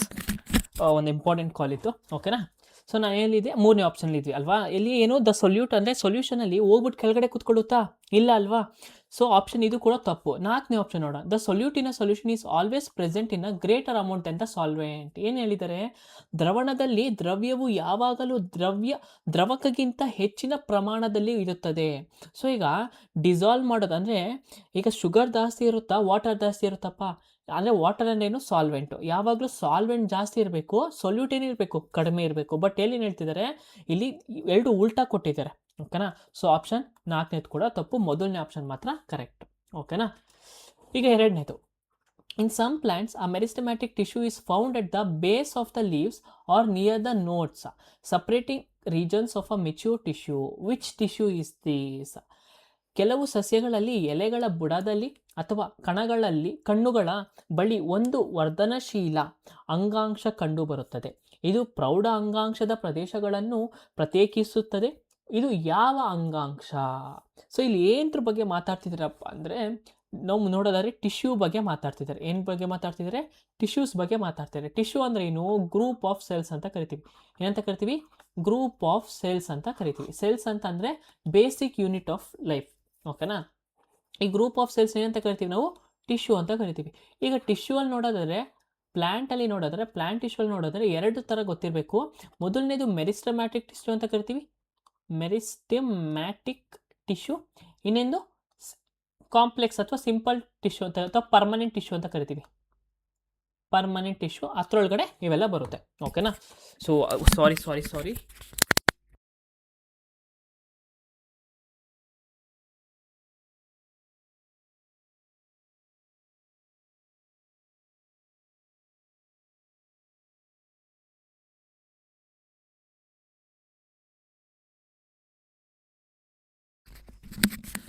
Sorry for the disturbance. Sorry, ಯಾಕಂದರೆ ಒಂದು ಇಂಪಾರ್ಟೆಂಟ್ ಕಾಲ್ ಇತ್ತು, ನಮ್ಮ ಇನ್ಸ್ಟಿಟ್ಯೂಟಿಂದ ಒಬ್ಬರು ಮಾಡಿದರು. ಡೆಫಿನೆಟ್ಲಿ ನಾನು ಕಾಲ್ ರಿಸೀವ್ ಮಾಡಲೇಬೇಕಿತ್ತು. ಸಾರಿ ಫಾರ್ ದ ಡಿಸ್ಟರ್ಬೆನ್ಸ್, ಓಕೆನಾ. ಸೊ ಸ್ಟಾರ್ಟ್ ಮಾಡೋಣ. ಈಗ ಎರಡನೇದು ಯಾವುದಪ್ಪ? ಪರ್ಮನೆಂಟ್ ಟಿಶ್ಯೂ ಅಂತ ಕರಿತೀವಿ. ಏನಂತ ಕರಿತೀವಿ? ಪರ್ಮನೆಂಟ್ ಟಿಶ್ಯೂ ಅಂತ ಕರಿತೀವಿ, ಓಕೆನಾ. ಸೊ ಈ ಮೆರಿಸ್ಟಮ್ಯಾಟಿಕ್ ಟಿಶ್ಯೂ ಅಲ್ಲಿ ನಮಗೆ ಮೂರು ಥರ ಬರುತ್ತೆ. ಹಾಗಾದರೆ ಮೆರಿಸ್ಟಮ್ಯಾಟಿಕ್ ಟಿಶ್ಯೂ ಅಂದರೆ ಏನು? ಈ ಒಂದು ಟಿಶ್ಯೂ ಅಲ್ಲಿ ಸೆಲ್ಸ್ ಏನಾಗಿರುತ್ತೆ? ಡಿವೈಡ್ ಆಗ್ತಾ ಇರುತ್ತೆ, ಓಕೆನಾ. ಪರ್ಮನೆಂಟ್ ಟಿಶ್ಯೂ ಅಲ್ಲಿ ಸೆಲ್ಸು ಡಿವೈಡ್ ಆಗ್ತಾ ಇರಲ್ಲ, ಓಕೆನಾ. ಅದು ಇಲ್ದಂಗೆ ಎಷ್ಟು ಟಿಶ್ಯೂ ಆಯಿತೋ ಅದೇ ಥರ ಇರುತ್ತೆ. ಈಗ ಮೆರಿಸ್ಟಮ್ಯಾಟಿಕ್ ಟಿಶ್ಯೂ ಅಲ್ಲಿ ಮೂರು ಥರ ಬರುತ್ತೆ. ಒಂದು ಇಂಟರ್ ಕ್ಯಾಲರಿ ಅಂತ ಕರಿತೀವಿ, ಇನ್ನೊಂದು ಅಪಿಕಲ್ ಮೆರಿಸ್ಟಮ್ಯಾಟಿಕ್ ಟಿಶ್ಯೂ, ಇನ್ನೊಂದು ಲ್ಯಾಟ್ರಲ್ ಮೆರಿಸ್ಟಮ್ಯಾಟಿಕ್ ಟಿಶ್ಯೂ ಅಂತ ಕರಿತೀವಿ. ಹಾಗಾದರೆ ನಮಗೆ ಕ್ವಶನಲ್ಲಿ ಕೇಳಿರೋದೇನು? ಮೆರಿಸ್ಟಮ್ಯಾಟಿಕ್ ಟಿಶ್ಯೂ ಯಾವ ಒಂದು ಟಿಶ್ಯೂ ಅಲ್ಲಿ ಏನು ಕೇಳಿದ್ದಾರೆ? It is found at the base of the leaves or near the nodes separating regions of the mature tissue ಅಂತ ಕೇಳಿದ್ದಾರೆ. ಎಲ್ಲಿ? ನೋಟ್ಸ್ ಆಫ್ ದ ಲೀವ್ಸ್ ಅಂತ ಕರೀತಾರೆ. Nodes of the base of the leaves ಅಂದರೆ ಎಲೆದ ಬುಡಭಾಗ, ನೋಟ್ಸ್ ಅಂದರೆ ಎಲೆಗಳಲ್ಲಿ ಕಣ್ಣುಗಳಿರುತ್ತಲ್ಲ ಅದನ್ನು ನಾವು ನೋಟ್ಸ್ ಅಂತ ಕರಿತೀವಿ. ಸೊ ಅಲ್ಲಿ ಯಾವ ಟಿಶ್ಯೂ ಇರುತ್ತಪ್ಪ ಅಂತಂದರೆ ಇಂಟರ್ ಕ್ಯಾಲರಿ ಟಿಶ್ಯೂ ಇರುತ್ತದೆ, ಓಕೆನಾ. ಹಾಗಾದರೆ ಇನ್ನು ಮಿಕ್ಕಿದ ಅಪಿಕಲ್ ಮೆರಿಸ್ಟಮ್ಯಾಟಿಕ್ ಟಿಶ್ಯೂ ಎಲ್ಲಿರುತ್ತೆ? ಲ್ಯಾಟ್ರಲ್ ಮೆರಿಸ್ಟಮ್ಯಾಟಿಕ್ ಟಿಶ್ಯೂ ಎಲ್ಲಿರುತ್ತೆ? ಈ ಅಪಿಕಲ್ ಮೆರಿಸ್ಟಮ್ಯಾಟಿಕ್ ಟಿಶ್ಯೂ ಎಲ್ಲಪ್ಪ ಅಂತಂದರೆ ಆ ಒಂದು ಬುಡ ಸ್ಟೆಮ್ ಆಗಿರ್ಬೋದು, ನೋಟ್ಸ್ ಆಗಿರ್ಬೋದು, ಸ್ಟೆಮ್ನ ನೋಟ್ಸ್ ಆಗಿರ್ಬೋದು ಅಲ್ಲಿ ಕಂಡುಬಿಡ್ತಾರೆ. ಲ್ಯಾಟ್ರಲ್ ಮೆರಿಸ್ಟಮ್ಯಾಟಿಕ್ ಟಿಶ್ಯೂ ಅಂದರೆ ಅಪೆಕ್ಸ್ ರೂಟ್ನ ಬೇರಿನ ಒಂದು ತುದಿಯಲ್ಲಾಗಿರ್ಬೋದು ಅಲ್ಲಿ ನಮಗೆ ಕಂಡು ಬರುತ್ತೆ, ಸರಿನಾ. ಈಗ ಬಿ ನೋಡೋದಾದ್ರೆ ಡಿಫ್ರೆನ್ಷಿಯೇಟೆಡ್ ಟಿಶ್ಯೂ ಅಂತ ಹೇಳ್ತೀವಿ. ಇದು ಯಾವುದೇ ಥರದ ಟಿಶ್ಯೂನೇ ಅಲ್ಲ, ಸರಿನಾ. ಈಗ ನೋಡಿ ಅಪಿಕಲ್ ಮೆರಿಸ್ಟಮ್ಯಾಟಿಕ್ ಎಲ್ಲಿ ಬರುತ್ತಪ್ಪ? ಸ್ಟೆಮ್ಗಳಲ್ಲಾಗಿದ್ರಿ ಅಂದರೆ ಸ್ಟೆಮ್ನ ತುದಿ ಭಾಗ ಮತ್ತು ರೂಟ್ಸ್ನ ತುದಿ ಭಾಗದಲ್ಲಿ ಅದು ಕಂಡುಬರುತ್ತೆ. ಹಾಗಾದರೆ ಲ್ಯಾಟ್ರಲ್ ಮೆರಿಸ್ಟಮ್ಯಾಟಿಕ್ ಟಿಶ್ಯೂ ಎಲ್ಲಿ ಕಂಡುಬರುತ್ತೆ? ನಮ್ಮ ಒಂದು ರೂಟ್ಸ್ನ ಅಂದರೆ ಬೇರಿನ ಒಂದು ಔಟರ್ ಎಡ್ಜಲ್ಲಿ, ಓಕೆನಾ. ಆ ಥರ ಒಂದು ಎಡ್ಜಸ್ಸಲ್ಲಿ ನಮಗೆ ಕಂಡುಬರುತ್ತೆ, ಓಕೆನಾ. ಸೊ ಆಪ್ಷನ್ ಯಾವುದು? ಇಂಟರ್ ಕ್ಯಾಲರಿ ಮೆರಿಸ್ಟಮ್ಯಾಟಿಕ್ ಟಿಶ್ಯೂ ಅಂತ ನಾವು ಕರಿತೀವಿ. ಈಗ ಮೂರನೇದು, which of the following statement is correct about is incorrect about the loudness and softness of a sound wave. ಏನು ಕೇಳಿದರೆ, ಶಬ್ದ ತರಂಗದ ಗಟ್ಟಿತನ ಮತ್ತು ಮೃದುತನದ ಬಗ್ಗೆ ಕೆಳಗಿನ ಯಾವ ಹೇಳಿಕೆ ತಪ್ಪಾಗಿದೆ ಅಂತ ಕೇಳಿದರೆ. ನೋಡಿ, ತಪ್ಪಾಗಿದೆ. ಕ್ವಶನ್ ಓದ್ಬೇಕಾದ್ರೆ ಹುಷಾರಾಗಿ ಓದಬೇಕು. ಸ್ಟೇಟ್ಮೆಂಟ್ಸ್ ನೋಡೋಣ. ಮೊದಲನೇದು, a loud sound has more amplitude as compared to the soft sound. ಏನು ಹೇಳಿದ್ದಾರೆ? ಮೃದುವಾದ ಶಬ್ದಕ್ಕೆ ಹೋಲಿಸಿದರೆ ಗಟ್ಟಿಯಾದ ಶಬ್ದವು ಹೆಚ್ಚಿನ ವೈಶಲ್ಯವನ್ನು ಹೊಂದಿರುತ್ತದೆ. ಸೊ ಈಗೇನು ವೈಶಲ್ಯವಂತಂದ್ರೆ ಏನು? ಆ್ಯಂಪ್ಲಿಟ್ಯೂಡ್ ಏನು ರೆಪ್ರೆಸೆಂಟ್ ಮಾಡುತ್ತಪ್ಪ ಅಂದರೆ loudness of the sound, loudness of sound ಅಂತ ಕರಿತೀವಿ. ಅಂದರೆ ಎಷ್ಟು ಜೋರಾಗಿದೆ ಆ ಸೌಂಡು ಅಂತ ಮೆಜರ್ ಮಾಡೋದೇ ಅದನ್ನ ಆ್ಯಂಪ್ಲಿಟ್ಯೂಡ್ ಅಂತ ನಾವು ಕರಿತೀವಿ, ಸರಿನಾ? ಅದನ್ನು ರೆಪ್ರೆಸೆಂಟ್ ಮಾಡೋದು ಆ್ಯಂಪ್ಲಿಟ್ಯೂಡ್. ಸೊ ಈಗ ಏನು ಹೇಳಿದ್ದಾರೆ, ಆ ಲೌಡ್ ಸೌಂಡ್ ಅಂದರೆ ಮೃದುವಾದ ಶಬ್ದಕ್ಕೆ ಹೋಲಿಸಿದರೆ ಗಟ್ಟಿಯಾದ ಶಬ್ದ ಹೆಚ್ಚಿನ ಆ್ಯಂಪ್ಲಿಟ್ಯೂಡ್ ಹೊಂದಿರುತ್ತದೆ. ಸರಿ, ಈಗ ಮೃದುವಾದ ಅಂದರೆ ಸಾಫ್ಟ್ ವಾಯ್ಸ್ ಅಂತಂದ್ರೇನು, ಕಡಿಮೆ ಆ್ಯಂಪ್ಲಿಟ್ಯೂಡು. ಈಗ ವಾಯ್ಸ್ ಜೋರಾಗಿ ಬರ್ತೈತೆ ಅಂದರೆ ಏನು, ಆ್ಯಂಪ್ಲಿಟ್ಯೂಡು ಜಾಸ್ತಿ ಇರುತ್ತೆ. ಮೊದಲನೇ ಸ್ಟೇಟ್ಮೆಂಟ್ ಏನು, ಕರೆಕ್ಟ್. ಓಕೆನಾ? ನಮಗೆ ಕೇಳಿರೋದಿಲ್ಲ ಇನ್ಕರೆಕ್ಟು. ನೋಡಿ ಎಲಿಮಿನೇಟ್ ಮಾಡ್ಬೋಣ. ಮೊದಲನೇ ಸ್ಟೇಟ್ಮೆಂಟ್ ಕರೆಕ್ಟ್ ಅಲ್ವಾ, ಅದು ಇನ್ಕರೆಕ್ಟ್ ಅಲ್ಲ. ಸೊ ಇವೆರಡು ತಪ್ಪು. ಇನ್ನು ನಮ್ಗೆ ಇವೆರಡು ಹೋಗ್ಬಿಟ್ರೆ ಮಿಕ್ಕಿರೋದು ಎ ಮತ್ತು ಡಿ ಒಂದೇ. ಇಲ್ಲ ಆಪ್ಷನ್ ನೋಡಿ 2 ಹಂಗಾರೆ ಎರಡನೇ ಸ್ಟೇಟ್ಮೆಂಟ್ ಪಕ್ಕ ಕರೆಕ್ಟು. ನಮ್ಗೆ ನೋಡ್ಬೇಕಾಗಿರೋದು ಬರೀ ಮೂರನೇದಕ್ಕೊಂದೇ. ಇಲ್ಲಿ ಟೈಮ್ ಸೇವ್ ಮಾಡ್ಬೋದು. ಓಕೆನಾ? ಇಲ್ಲೇನು ಮಾಡ್ಬೋದು, ಟೈಮ್ ಸೇವ್ ಮಾಡ್ಬೋದು. ಸೊ ನಾವು ಈ ಒಂದು ಸೆಷನಲ್ಲಿ ಅನಾಲಿಸಿಸ್ ಮಾಡಲೇಬೇಕು, ಅದಕ್ಕೋಸ್ಕರ ಮಾಡ್ತೀವಿ. ಬಟ್ ಎಕ್ಸಾಮಲ್ಲಿ ಈ ಥರ ನಿಮ್ಗೆ ಇದ್ದಾಗ ನೀವೇನು ಡೈರೆಕ್ಟ್ ಮೂರನೇ ಸ್ಟೇಟ್ಮೆಂಟ್ಗೆ ಹೋಗಿ ಎರಡನೇ ಸ್ಟೇಟ್ಮೆಂಟ್ಗೆ ಹೋಗ್ಬೇಡಿ. ಸರಿನಾ? ಈಗ ನೋಡಿ ಎರಡನೇ ಸ್ಟೇಟ್ಮೆಂಟ್ ಅಂತ ಹೇಳಿದ್ದಾರೆ, the loud sound has lesser energy associated with as it compared to the soft sound. ಮೃದುವಾದ ಶಬ್ದಕ್ಕೆ ಹೋಲಿಸಿದರೆ ಗಟ್ಟಿಯಾದ ಶಬ್ದವು ಕಡಿಮೆ ಶಕ್ತಿಯನ್ನು ಹೊಂದಿರುತ್ತದೆ. ಏನು ಹೇಳಿದರೆ, ಮೃದುವಾದ ಶಬ್ದಕ್ಕೆ ಹೋಲಿಸಿದರೆ ಗಟ್ಟಿಯಾದ ಶಬ್ದವು ಕಡಿಮೆ ಶಕ್ತಿಯನ್ನು ಹೊಂದಿರುತ್ತದೆ ಅಂತ ಕೇಳಿದ್ದಾರೆ. ಸೊ ಏನು ಹೇಳಿದ್ದಾರೆ ಇಲ್ಲಿ, ಕಡಿಮೆ ಶಕ್ತಿ ಹೊಂದಿರಲ್ಲ. ಈಗ ಶಕ್ತಿ ನಾವು ಜೋರಾಗಿ ಕೂಗ್ತಿದ್ದೀವಿ ಅಂದರೆ ನಮಗೆ ಶಕ್ತಿ ಏನಿರಬೇಕು, ಜಾಸ್ತಿ ಆಗಬೇಕು ಅಲ್ವಾ? ಜಾಸ್ತಿ ಇದ್ದರೆ, ಶಕ್ತಿ ಜಾಸ್ತಿ ಇದ್ದರೆ ಲೌಡ್ನೆಸ್ಸು ಜಾಸ್ತಿ ಇರುತ್ತೆ. ಸೊ ಇಲ್ಲೇನು ಕೊಟ್ಟಿದ್ದಾರೆ, ಆಪ್ಷನ್ನ ತಪ್ಪಾಗಿ ಕೊಟ್ಟಿದ್ದಾರೆ. ಮೂರನೇ ನೋಡೋದಾದ್ರೆ, loudness of a sound wave is measure of the response of our heart to the sound. ಶಬ್ದ ತರಂಗದ ಗಟ್ಟಿತನವು ಶಬ್ದಕ್ಕೆ ನಮ್ಮ ಹೃದಯದ ಪ್ರತಿಕ್ರಿಯೆಯನ್ನು ಅಳತೆಯಾಗಿದೆ. ನೋಡಿ ಎಷ್ಟು ಚೆನ್ನಾಗಿ ಕೊಟ್ಟಿದ್ದಾರೆ, ನಮ್ಮ ಹೃದಯದ ಪ್ರತಿಕ್ರಿಯೆ ಅಳತೆಯಾಗಿದೆ. ಸೊ ಇವಾಗ ಸೌಂಡ್ ಆಗ್ತೈತೆ ಅಂದರೆ ನಮ್ಮ ಹೃದಯ ಕೇಳಿಸ್ಕೊಡುತ್ತೇನಪ್ಪ, ನೀವು ಹೇಳಿ. ಸೊ ನಮಗೆ ಸೌಂಡ್ ಬರ್ತೈತೆ ಅಂತಂದರೆ ನಮ್ಗೆ ಏನು ಕೇಳಿಸೋದು, ನಮ್ಮ ಕಿವಿಗಳು ಇಯರ್ ಅಂತ ಕರಿತೀವಿ, ಅಥವಾ ಅಲ್ಲಿಂದ ಎಲ್ಲಿಗೆ ಹೋಗುತ್ತೆ, ಬ್ರೈನ್. ಓಕೆನಾ? ಇವೆರಡು ಪಾರ್ಟ್ಸು ನಮಗೆ ಸೌಂಡ್ ಹಿಯರಿಂಗಲ್ಲಿ ಹೆಲ್ಪ್ ಮಾಡೋದು. ಬಟ್ ಹಾರ್ಟ್ಗೂ ಅಥವಾ ಈ ಒಂದು ಸೌಂಡ್ ಹಿಯರಿಂಗಿಗೂ ಯಾವುದೇ ಥರ ಸಂಬಂಧನೇ ಇಲ್ಲ. ಎಷ್ಟು ಈಸಿಯಾಗಿ ಟ್ರ್ಯಾಪ್ ಮಾಡ್ತಾರಲ್ವ ನಮ್ಗೆ ಈಸಿಯಾಗಿ ಕೊಡ್ತಾರೆ, ನಾವು ಕಂಡುಹಿಡಿಬೇಕಷ್ಟೇ ಅಲ್ಲಿ. ಸೊ ಎರಡನೇದು ಮತ್ತು ಮೂರನೇದು ಎರಡು ಕೂಡ ತಪ್ಪು. ಸ್ಟೇಟ್ಮೆಂಟ್ ಕರೆಕ್ಟ್ ಇರೋದು ಯಾವುದು, ಕರೆಕ್ಟಾಗಿ ಕಟ್ಟಿರೋದು ಬರೀ ಒಂದನೇದು ಮಾತ್ರ. ಸೊ ಆಪ್ಷನ್ ಎ ಏನು, ಬೋತ್ 2 and 3 ಆರ್ ಇನ್ಕರೆಕ್ಟ್, ಮತ್ತು ತಪ್ಪಾಗಿದೆ ಅಂತ ಅರ್ಥ. ಸರಿನಾ? ಈಗ ವೈಬ್ರೇಷನ್ ಅಂದರೆ ಏನು ನೋಡಿ. ವೈಬ್ರೇಷನ್ ಮೇಲೆ ಕ್ವಶನ್ ಮತ್ತೆ ಬಂದಿದೆ. Vibration which produces sounds is defined as a kind of rapid dash ಅಂತ ಕೇಳಿದ್ದಾರೆ. ಶಬ್ದವನ್ನು ಉತ್ಪಾದಿಸುವ ಕಂಪನವನ್ನು ಒಂದು ರೀತಿಯ ವೇಗವಾದ ಡ್ಯಾಶ್ ಎಂದು ವ್ಯಾಖ್ಯಾನಿಸಲಾಗಿದೆ. ಸೊ ಇಲ್ಲಿ ಏನರ ಬಗ್ಗೆ ಮಾತಾಡ್ತಿದ್ದೀವಿ, ವೈಬ್ರೇಷನ್ ಅಂದರೆ ಏನು, ಮೂಮೆಂಟ್. ಓಕೆನಾ? ಮೂಮೆಂಟ್ ಆಫ್ ಏನು, ಒಳಗಡೆ ಇರೋವಂಥ ಒಂದು ಪಾರ್ಟಿಕಲ್ಸ್ ಏನಾದರೂ ವೈಬ್ರೇಟ್ ಆದರೆ ನಮಗೆ ಸೌಂಡ್ ಕ್ರಿಯೇಟ್ ಆಗುತ್ತೆ. ಇದು ನಮಗೆ ಗೊತ್ತು. ನೋಡಿ, ಸೌಂಡ್ ಯಾವಾಗ ಕ್ರಿಯೇಟ್ ಆಗುತ್ತೆ ಅಂದರೆ ಯಾವಾಗ ಒಳಗಡೆ ಪಾರ್ಟಿಕಲ್ಸು ವೈಬ್ರೇಟ್ ಆಗುತ್ತೆ, ಅವಾಗ ಸೌಂಡ್ ಕ್ರಿಯೇಟ್ ಆಗುತ್ತೆ. ಆಯಿತಾ? ವೈಬ್ರೇಷನಿಂದನೇ ಸೌಂಡು ಕ್ರಿಯೇಟ್ ಆಗೋದು. ಸೊ ಈಗ ಈ ಒಂದು ಮೂಮೆಂಟ್ ಅಥವಾ ಈ ಒಂದು ವೈಬ್ರೇಷನ್ ಯಾವ ಒಂದು ಮೂಮೆಂಟಲ್ಲಿ ಆಗುತ್ತಪ್ಪ ಅಂತಂದರೆ, ನೋಡಿ ಇವಾಗ ಒಳಗಡೆ ಇದೊಂದು ಬಾಲ್ ಅಂತ ಅಂದ್ಕೊಳ್ಳಿ, ಅಥವಾ ಇದೊಂದು ಮ್ಯಾಟರ್ ಅಂತ ಅಂದ್ಕೊಳ್ಳಿ. ಇದು ಈ ಕಡೆ ಸ್ವಲ್ಪ ಮತ್ತು ಈ ಕಡೆ ಸ್ವಲ್ಪ ಹಿಂಗೋಗಿ ಅಥವಾ ಹಿಂಗೆ ಆದಾಗ ಅದೇನಾಗುತ್ತೆ, ಆ ಒಂದು ಮೂಮೆಂಟಲ್ಲಿದ್ದಾಗ ಅದೇನಾಗುತ್ತೆ, ವೈಬ್ರೇಷನ್ ಕ್ರಿಯೇಟ್ ಆಗುತ್ತೆ. ಸೊ ಸುಮ್ಮನೆ ಒಂದು ಮೂಮೆಂಟಲ್ಲಿ ಹೋಗ್ತಿದ್ರೆ ವೈಬ್ರೇಷನ್ ಕ್ರಿಯೇಟ್ ಆಗಲ್ಲ. ಈ ಕಡೆ ಹೋಗಿ ಮತ್ತೆ ಆ ಬಾಲ್ ಈ ಕಡೆ ಬಂದರೆ, ಈ ಬಾಲ್ ಈ ಕಡೆ ಹೋಗುತ್ತೆ, ಮತ್ತೆ ಈ ಬಾಲ್ ಈ ಕಡೆ ಬಂದರೆ ಅವಾಗೇನಾಗುತ್ತೆ, ಜಿಗ್ಜ್ಯಾಗ್ ಹಿಂಗೆ ಆಗ್ತಾ ಇದ್ದರೆ ವೈಬ್ರೇಷನ್ ಕ್ರಿಯೇಟ್ ಆಗುತ್ತೆ. ಓಕೆನಾ? ಸೊ ಈ ಥರ ಒಂದು ಮೆಥಡ್ನ ಅಥವಾ ಈ ಥರ ಒಂದು ವೇ ಆಫ್ ಮೂಮೆಂಟ್ನ ನಾವೇನು ಕರಿತೀವಿ ಅಂತಂದರೆ to and fro motion of an object ಅಂತ ಕರಿತೀವಿ. ಈಗ ಪೆಂಡುಲಮ್ ನೋಡಿರ್ಬೋದು, ಈಗ ಗಡಿಯಾರಗಳಿಗೆ ಮುಂಚೆ ಹಿಂಗಿರ್ತಿತ್ತಲ್ವಾ ಪೆಂಡುಲಮ್, ಅದು ಈ ಕಡೆಗೂ ಹೋಗ್ತಿತ್ತು ಮತ್ತೆ ಈ ಕಡೆಗೂ ಬರ್ತಿತ್ತು. ಸೊ ಹಿಂಗೆ ಹೋಗುತ್ತೆ ಮತ್ತೆ ಹಿಂಗೆ ಬರುತ್ತೆ, ಹಿಂಗೆ ಹೋಗುತ್ತೆ ಹಿಂಗೆ ಬರುತ್ತೆ, ಅದನ್ನು ಟು ಆ್ಯಂಡ್ ಫ್ರೋ ಮೋಷನ್ ಅಂತ ಕರಿತೀವಿ. ಬೆಸ್ಟ್ ಎಕ್ಸಾಂಪಲ್ ಯಾವುದು, ವೈಬ್ರೇಷನ್. ಸೊ ಇದು ಇಂಟರ್ ಕಾನ್ಸೆಪ್ಟ್ ಮೇಲೆ ಒಂದು ಕ್ವಶನ್ ಅಂತಲೇ ನಾವು ಹೇಳ್ಬೋದು. ಮೋಷನ್ನು ಪ್ಲಸ್ ವೈಬ್ರೇಷನ್ ಮೇಲೆ ಎರಡು ಕಂಬೈನ್ ಆಗಿ ಕೇಳಿದ್ದಾರೆ. ಅದು ಬಿಟ್ಟರೆ ನೆಕ್ಸ್ಟ್ ನಮ್ಮ ಕಾರು ವೈಪರ್ಗಳು ನೋಡಿರ್ಬೋದು, ಹಿಂಗೆ ಹೋಗುತ್ತೆ ಮತ್ತೆ ಹಿಂಗೆ ಬರುತ್ತೆ, ಅದು ಕೂಡ ಒಂದು to and fro motion of an object ಅಂತಲೇ ಹೇಳ್ಬೋದು. ಓಕೆನಾ? ಸೊ ವೈಬ್ರೇಷನ್ ಯಾವ ಥರ ಇರುತ್ತೆ, ವಸ್ತುವಿನ ಮುಂದಕ್ಕೆ ಮತ್ತು ಹಿಂದಕ್ಕೆ ಚಲನೆ ಇರುತ್ತದೆ. ಅರ್ಥ ಆಯ್ತಾ? ಎಕ್ಸ್ಪ್ಲನೇಷನ್ ಹಾಕಿರ್ತೀನಿ, ನೀವು ಆರಾಮಾಗಿ ಹೋಗಿ ಓದ್ಕೋಬೋದು. ನಾನು ಯಾವುದಕ್ಕೆ ತುಂಬ ಕಷ್ಟ ಇರುತ್ತೆ ಡೆಫಿನೆಟ್ಲಿ ನಾನು ಹೇಳ್ಕೊಡ್ತೀನಿ. 5ನೇ ಕ್ವಶನ್ ನೋಡೋಣ. For a body moving with uniform acceleration average velocity equals. ಏಕರೂಪದ ವೇಗಕೋಶದೊಂದಿಗೆ ಚಲಿಸುವ ಕಾಯಕ್ಕೆ ಸರಾಸರಿ ವೇಗ ಡ್ಯಾಶ್ಗೆ ಸಮಾನವಾಗಿರುತ್ತದೆ. ಸೊ ಇಲ್ಲಿ ಏನರ ಬಗ್ಗೆ ಮಾತಾಡ್ತಿದ್ದಾರೆ, ಯೂನಿಫಾರ್ಮ್ ಆಕ್ಸಿಲರೇಷನ್ ಅಂತ ಕರಿತಿದ್ದೀವಿ. ಯೂನಿಫಾರ್ಮ್ ಅಂದರೆ ಏನು, ಅದು ಯಾವಾಗಲೂ ಕೂಡ ಏಕರೂಪದಿಂದ ಇರುತ್ತದೆ. ಆಕ್ಸಿಲರೇಷನ್ ಅಂದರೆ change in the velocity change ಆಗ್ತಿದ್ರೆ ಆಕ್ಸಿಲರೇಷನ್ ಕ್ರಿಯೇಟ್ ಆಗುತ್ತೆ. ಸೊ ಇವಾಗ ನೋಡಿ, ಈಗ ಇದೊಂದು ಕಾರು. ಓಕೆನಾ? ಈ ಕಾರು ಮೊದಲನೇ ಅವರಲ್ಲಿ 10 ಸ್ಪೀಡು ಆಯಿತು. ಈಗ 2ನೇ ಅವರಲ್ಲಿ ಏನಾಯಿತು 20 km/h ಅಂದರೆ ಸ್ಪೀಡು ಇನ್ಕ್ರೀಸ್ ಆಯಿತು. ಎಷ್ಟು ಸ್ಪೀಡ್ ಇನ್ಕ್ರೀಸ್ ಆಯಿತು ಇದಕ್ಕೆ 10 ಆಯಿತು. ಈಗ 3ನೇದಕ್ಕೆ 30 ಸ್ಪೀಡಲ್ಲಿ ಹೋಗ್ತೈತೆ, ಇದಕ್ಕೂ ಕೂಡ 10 ಸ್ಪೀಡು ಇನ್ಕ್ರೀಸ್ ಆಯಿತು. ಓಕೆನಾ, 1 ಅವರ್ಗೆ 10 ಸ್ಪೀಡ್ ಏನಾಗ್ತೈತೆ ಇನ್ಕ್ರೀಸ್ ಆಗ್ತೈತೆ. ಸೊ ಈ ಥರ ಏನಾದರೂ ಇನ್ಕ್ರೀಸ್ ಆಗ್ತಿದೆ ಒಂದೇ 1 ಅವರಲ್ಲಿ ಎವ್ರಿ ಅವರ್ ಒಂದೇ ಪ್ರಮಾಣದಲ್ಲಿ ಇನ್ಕ್ರೀಸ್ ಆಗ್ತಾ ಇದ್ದರೆ ಅದನ್ನು ನಾವು ಯೂನಿಫಾರ್ಮ್ ಆಕ್ಸಲರೇಷನ್ ಅಂತ ಕರಿತೀವಿ. ಹಾಗಾದರೆ ಫಾರ್ಮುಲಾ ಏನಪ್ಪ ನೋಡಿ, ಈ ಕಾರ್ ಈ ಕಡೆ ಹೋಗ್ಬೇಕಾದ್ರೆ ಮೊದಲನೇ ಅವರಲ್ಲಿ ಇದ್ರ ಎಷ್ಟಿತ್ತು 20 km/h ಸ್ಪೀಡ್ ಇತ್ತು ಅಂತ ಅಂದ್ಕೊಳ್ಳಿ. ಈಗ 5 ಅವರ್ ಆದಮೇಲೆ ಇದೆಷ್ಟು ಐತೈತೆ 100 km/h ಇದರ ಸ್ಪೀಡ್ ಅಂತ ಇದ್ದರೆ ನಾವು ಇವಾಗ ಸರಾಸರಿ ಹೇಗೆ ಕಂಡುಹಿಡಿತೀವಪ್ಪ ಅಂದರೆ ಅಂದರೆ U1 + V1 ಇವೆರಡು ಆ್ಯಡ್ ಮಾಡಿ ಡಿವೈಡೆಡ್ ಬೈ 2 ಮಾಡ್ತೀವಿ. ಅಂದರೆ U1 ಅಂದರೆ ಮುಂಚೆ ಇದ್ದಂಥ ಒಂದು ವೇಗ, U2 V1 ಅಂತಂದರೆ ಏನಪ್ಪ ಅಂತಂದರೆ ಫೈನಲ್ ವೆಲಾಸಿಟಿ ಅಂತ.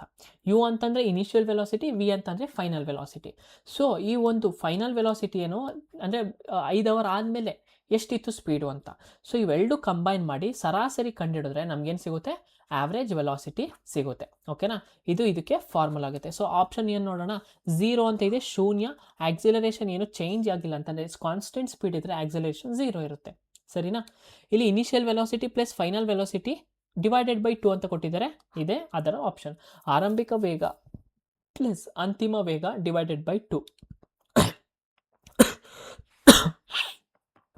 ಓಕೆನಾ, ಈಗ next, which of the following compounds obeys the law of constant proportions? ಎಂತರ ಬಗ್ಗೆ ಕೇಳ್ತಿದ್ದಾರೆ ನೋಡಿ, ಮತ್ತೆ ಲಾ ಆಫ್ ಕಾನ್ಸ್ಟೆಂಟ್ ಪ್ರಪೋರ್ಷನ್ ಬಗ್ಗೆ ಕೇಳ್ತಿದ್ದಾರೆ. ಸೊ ನನ್ನ ಕ್ವಶನ್ ಏನಪ್ಪ ಅಂತಂದರೆ, ಈ ಒಂದು ಲಾನ ಯಾರು ಕೊಟ್ಟವರು, ಈ ಒಂದು ಲಾ ಕೊಟ್ಟವ್ರು ಯಾರು, ಆ ಸೈಂಟಿಸ್ಟ್ ನೇಮ್ ಏನು, ಮತ್ತು ಈ ಲಾ ಏನು ಹೇಳುತ್ತೆ.